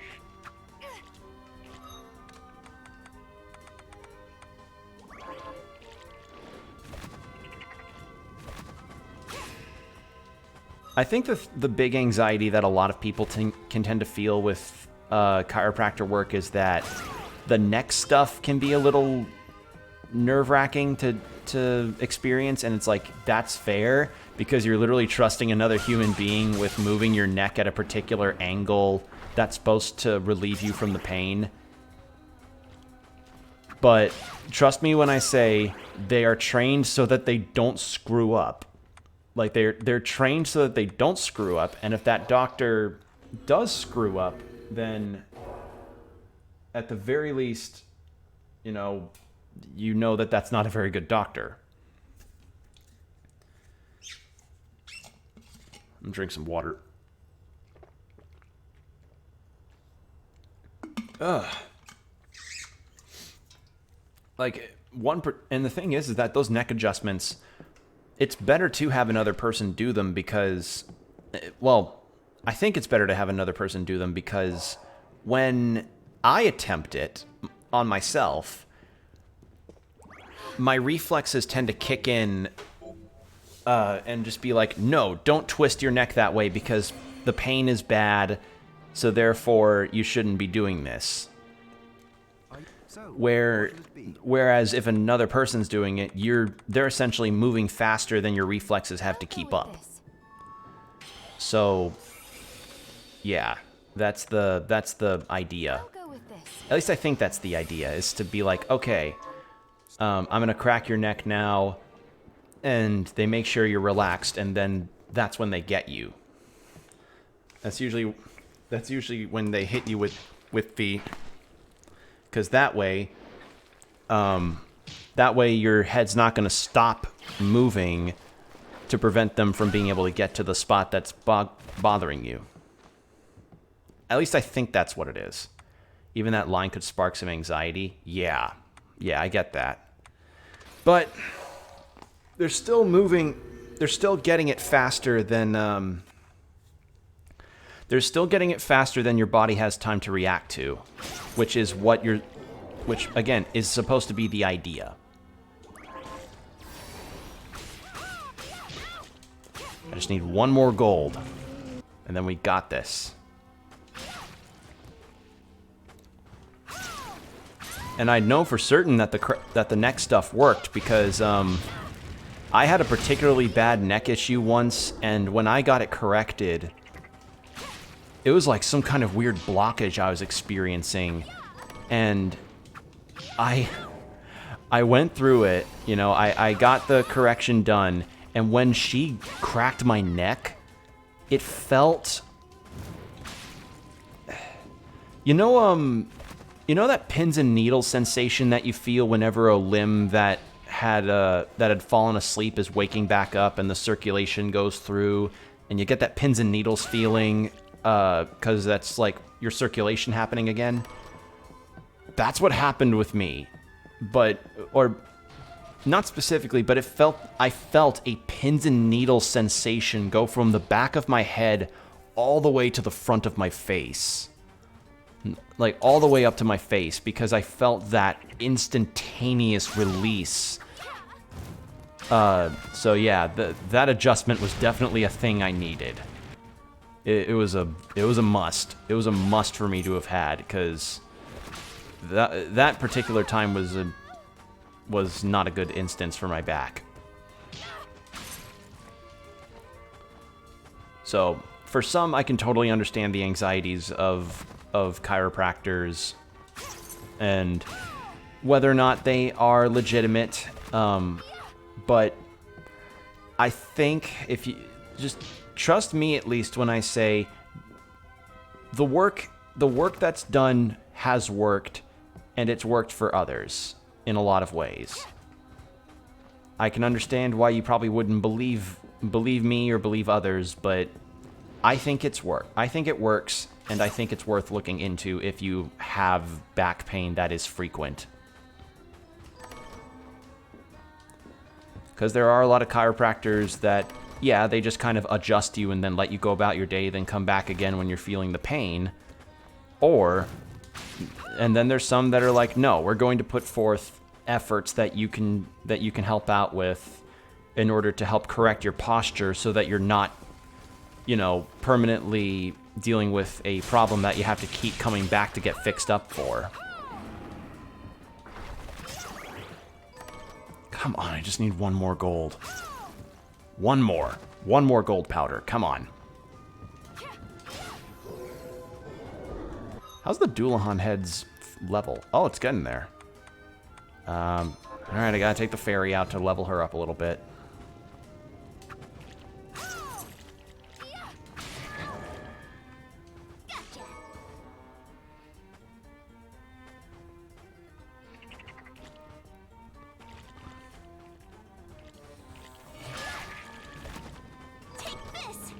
And there we go. Oh shit, I don't have another waystone. Damn it. Ugh. Where's the... Okay, it's up this way. Sweet. Alright. With that much done, we can get the blue rose now. I can get Miriam's signature weapon. And with that, we can finally attempt Dominique again and see if I can beat her. Got 4,800 gold. So... perhaps with this and buying some healing items, maybe this can be the end of the Miriam playthrough that I hoped it would be. A bit longer than I thought it would, but I guess that's usually my theme. You know, like I try to wrap up something and it ends up being like, oh no, you thought you were done? You thought you were done?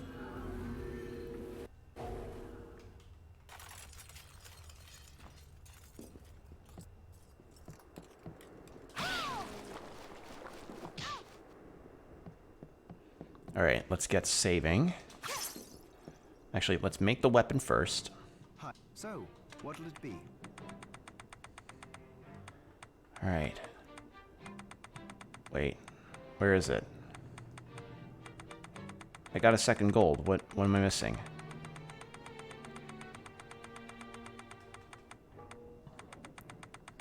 Oh god, am I missing something? No, please. Please. What am I missing? Demon Fang. Fuck! Where do I get those? Can I disassemble a weapon? Demon Fang, Demon Fang, Demon Fang, please. That's a Bat Fang. Damn it!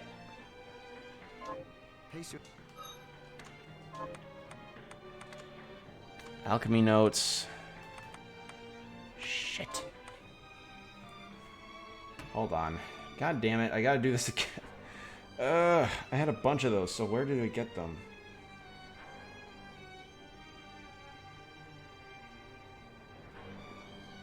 Demon Fang Bloodstained.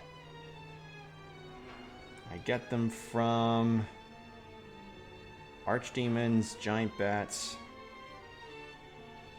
Archdemons were those things. Forbidden Underground Waterway. Okay, that's the dog head in the Hidden Desert. And that's in the Den of Behemoths. Alright. I just need 2 of those, and then I can finally get this underway. Alright. So, what'll it be? Come back. Johannes is like, Miriam, you mind explaining to me what that was? You just tried to attack me with your weapon, Miriam. Alright, let's save. This underground waterway. But yeah, basically, check your posture, people. If you really don't want to work with chiropractors, then at the very least, check your posture. You know, make sure you're not hunched over constantly. Like, I understand it's a hard habit to break, but it's a habit that needs to be broken. Much like the Linkin Park song goes. Gotta be breaking the habit. Breaking the habit. Breaking the habit tonight.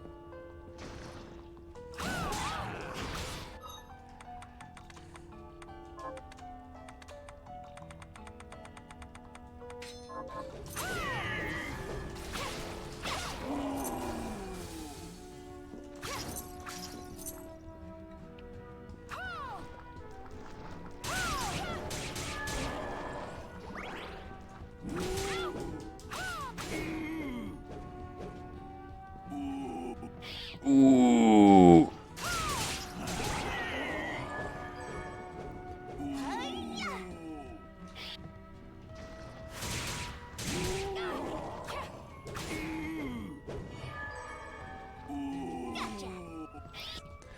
I'm never gonna get tired of that death line. It's.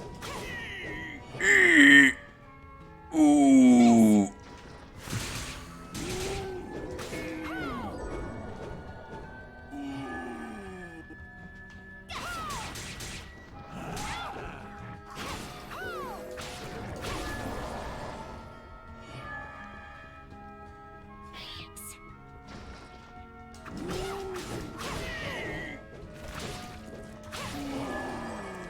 Oh, come on. I just need your fangs. 2 of them. Just 2. That's all I need. Come on, Mr. Archdemon. Please.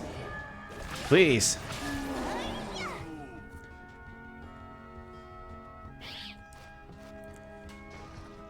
Actually, don't I have a luck augmenter? Maybe that could be better off than just having pickpocket on. I do. Oh, but that just increases critical rate. That just increases critical rate. That's not what I need.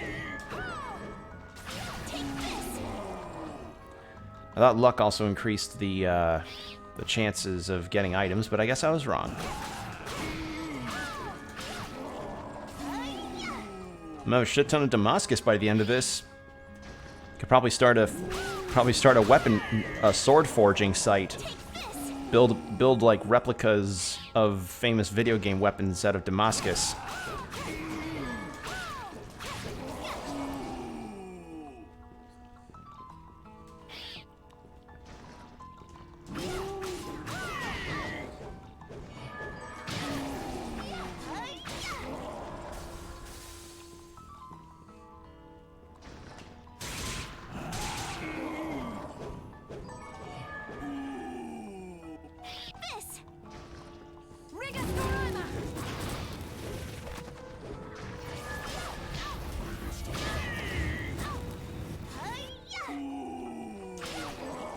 Yes! Okay, need a second one. Come on, big man. I mean, at the very least, I am also gaining really good experience doing this. Yes! Oh, way more merciful than having to search for all that gold. Thank God. Okay.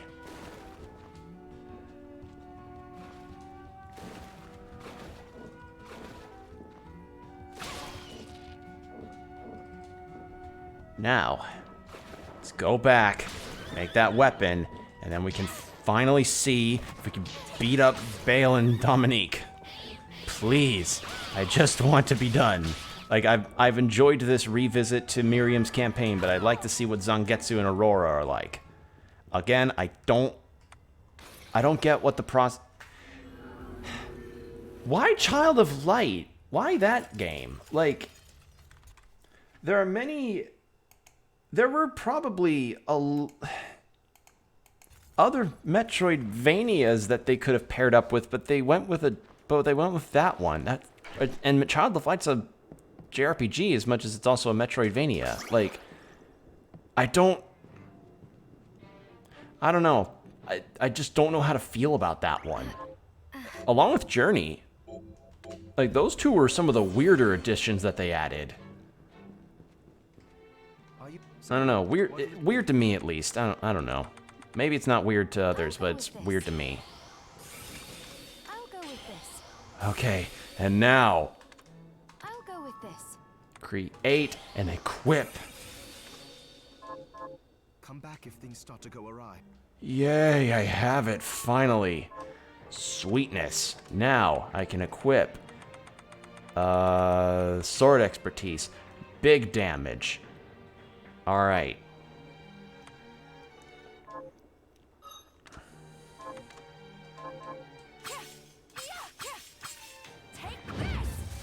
Ooh, it even shoots ice out. Cool. Alright, let's save so I don't have to do that again. But yeah, the weapon I have is Miriam's actual canon weapon. It's the weapon that appears in like official art of her. Whew. Okay. Now. Glacial Tomb.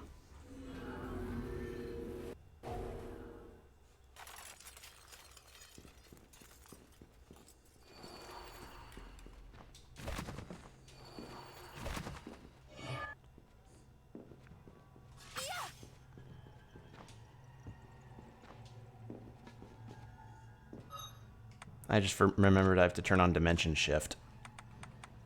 Where is it? There it is.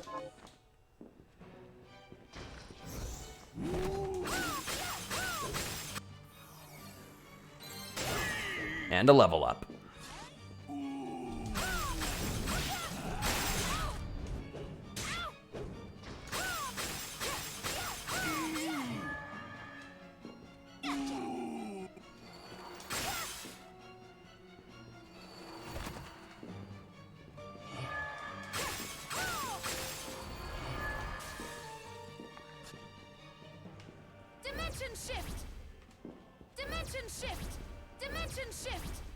I wish they would add an update where Miriam doesn't say the line of her move that she's using every time she uses it. I don't know. I feel like that's been probably one of the things about the game that people get annoyed by as they play it. Like, because a lot of the times when playing this game, Miriam just says the name of the attack or the spell or something, and or what have you out loud repeatedly, and it's like, Miriam, could you settle down on those, please?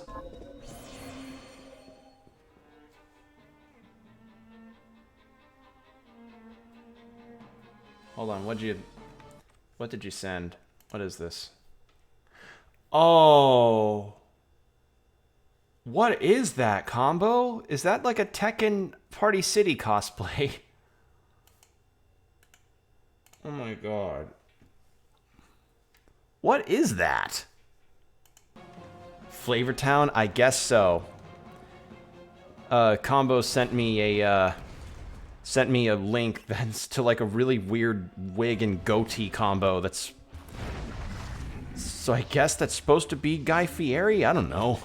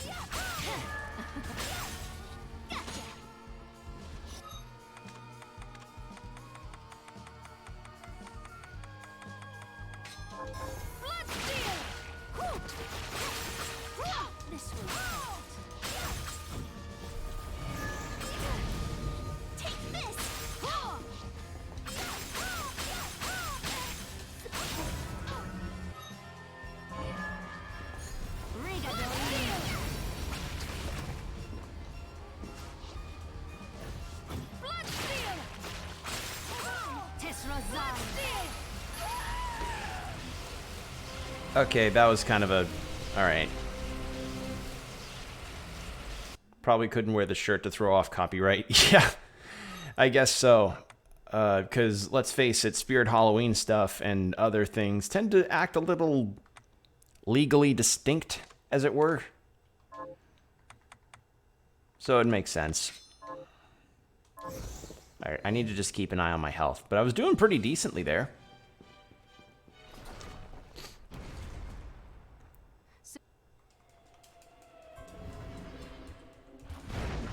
Alright. It was in like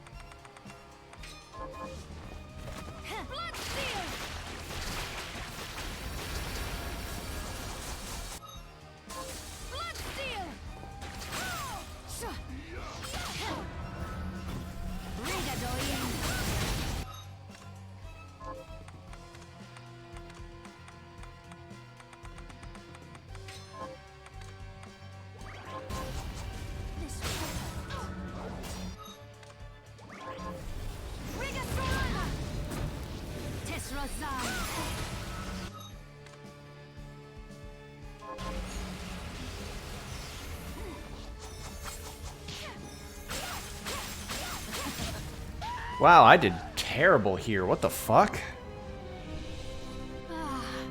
And now my wishes will be fulfilled. Okay. Yeah. Let's have... What's a different... I could have Welcome Company out. Might be a better idea. And then have this... Let's have the book out. Book's a good buffer. Book buff strength, yes.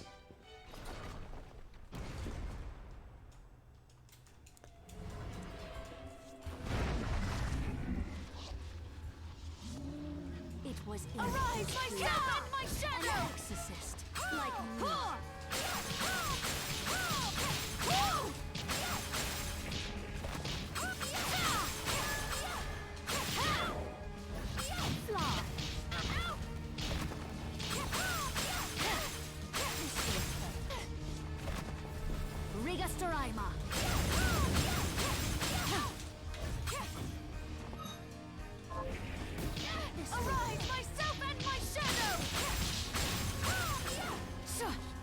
Tisrazai.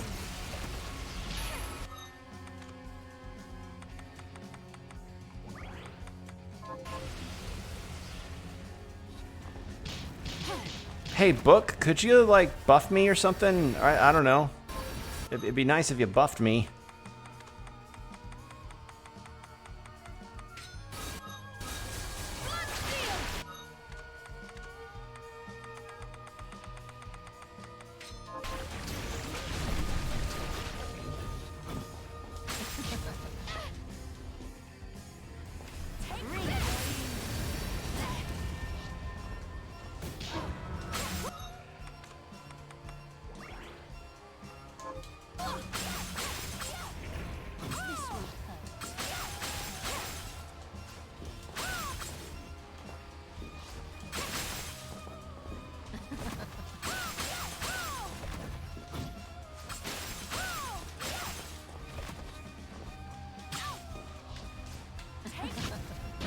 Oh, you bitch.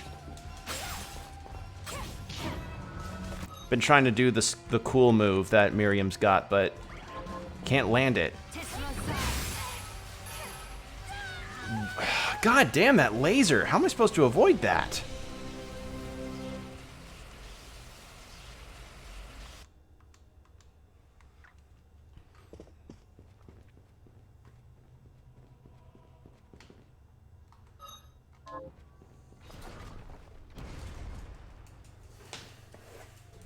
All right. Gotta keep going.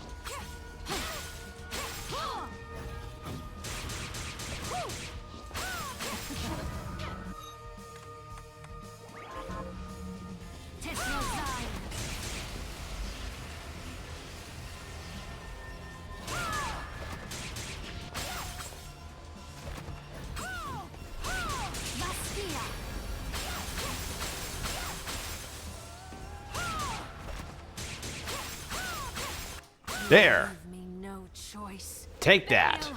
I summon thee to my side. Gotcha.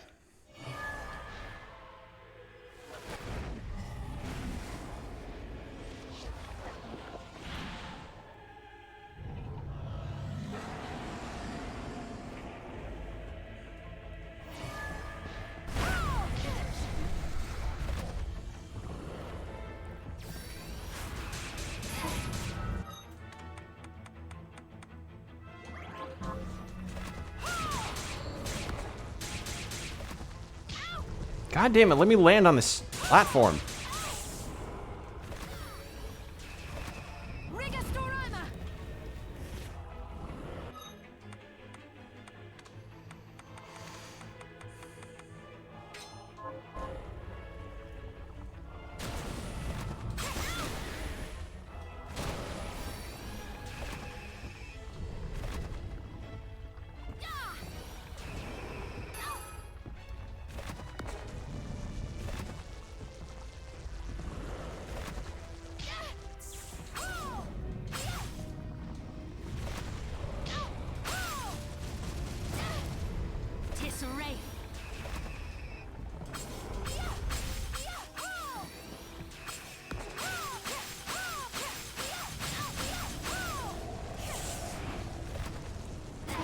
Please, let me get up on the stupid... Wow, the perspective on this fight is kind of screwy. You leave me Okay, what? The platform just disappeared. Alright, cool. Wait, why is it suddenly up to... Wait, it was at 4,000 earlier. What? I'm confused.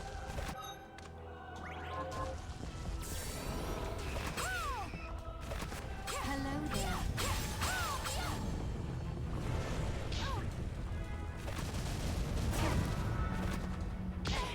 Please, I don't... What? Why can't I land on the platform?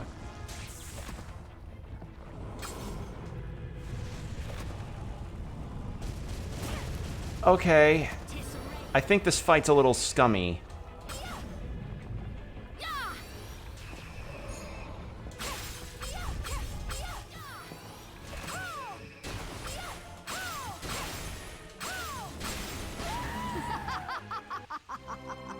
This fight's kind of awkward. Like, okay, rotating heads, right, but... What? Good lord. Yeah, this is a awkward situation.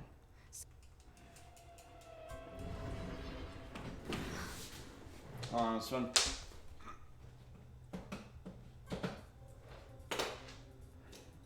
Sorry, I was unplugging my phone.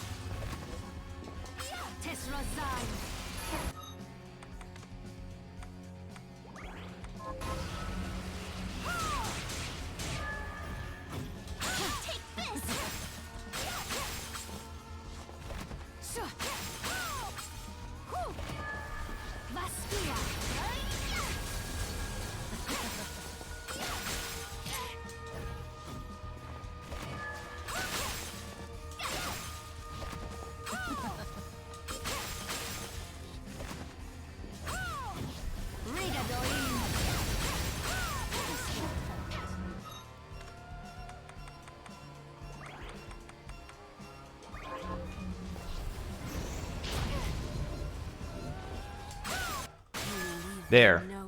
At the very least, Dominique is going... I can beat her faster. Or take care of her faster.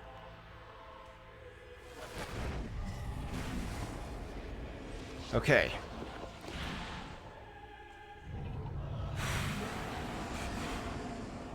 I don't even remember how I managed to beat this guy before.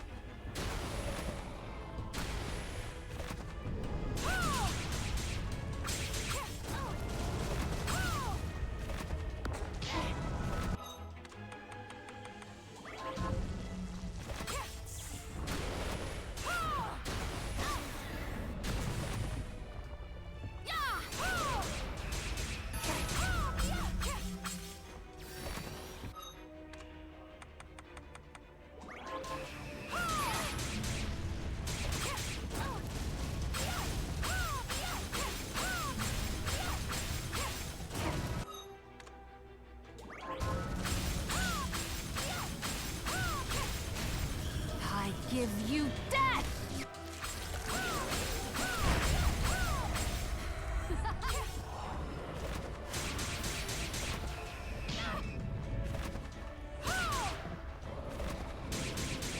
Wait, why is it suddenly back up to 8,000 health? What?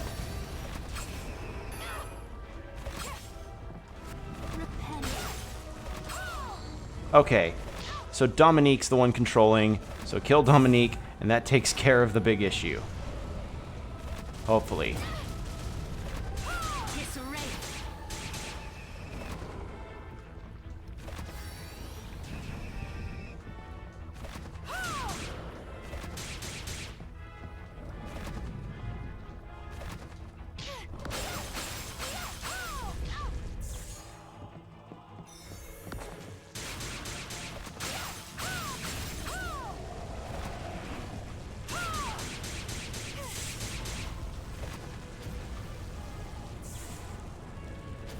You leave me no choice.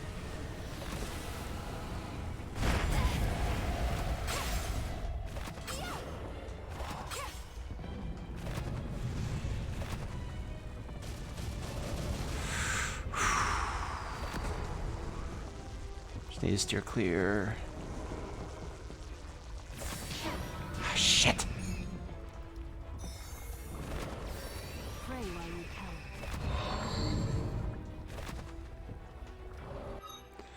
I don't have anything that can restore MP. I'm all out of the Foranus food that I had. Foranus? I don't remember.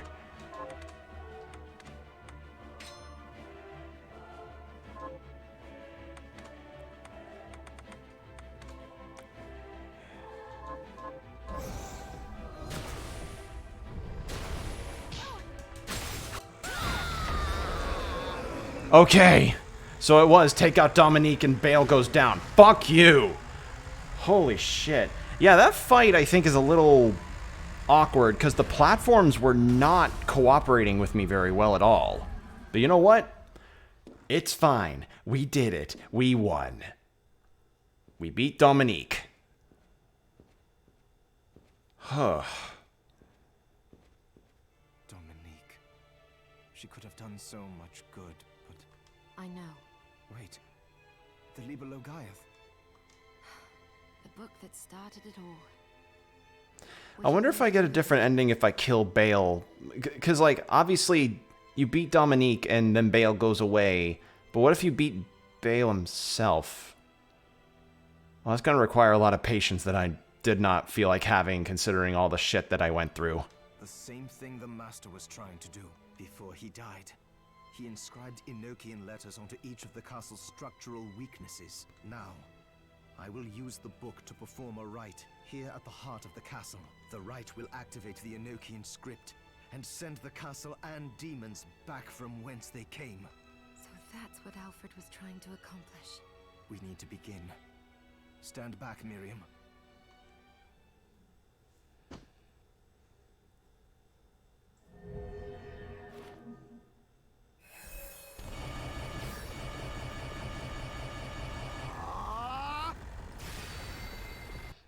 And there we go.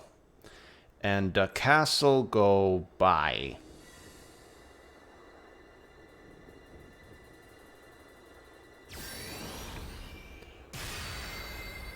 On this episode of HGTV, we're going to be trying to renovate an entire castle by taking it apart and moving it to a completely different dimension. Here we have Tom and Sandy, a couple who's hoping to find some quiet place over by the English countryside.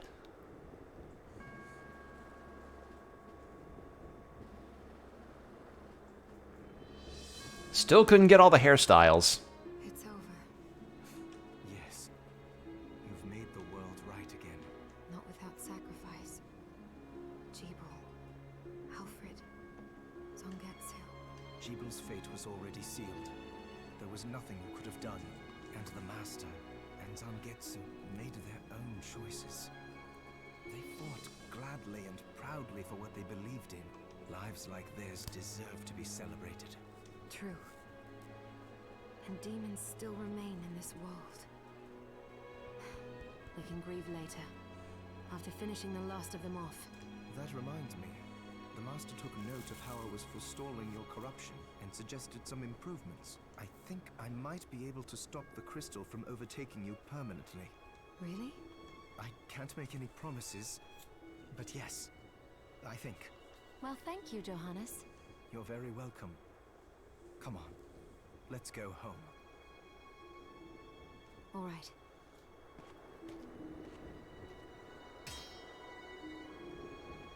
And of course, have a cool sword grave. Nothing's more badass than your grave being a sword. How cool is that shit? Oh man, Zangetsu lives? Alright. Well, that's gonna be enough for me for tonight. Went on for way longer than I initially thought I would. Oh, but at the very least, we had a good time. I'd say. We got to learn a lot. Got to get out my thoughts about the Mario movie trailer. And yeah. So, and got to talk a bit about chiropractor stuff. So, yeah, that's fun. Alright, so, the next time I visit this game, it's going to be in the Zangetsu mode. Because he was a playable character added in sometime after the game was done. And then after him, it's going to be Aurora from Child of Light, which again is a weird addition. Never gonna not think that's weird, but hopefully you all will look forward to that when it comes to. But for now, I'm gonna leave you all off. And for the next stream, I'll just make sure to let you all know on Twitter. So, yeah. With that said, take care of yourselves, everybody. And I hope to see you in the next stream. Bye.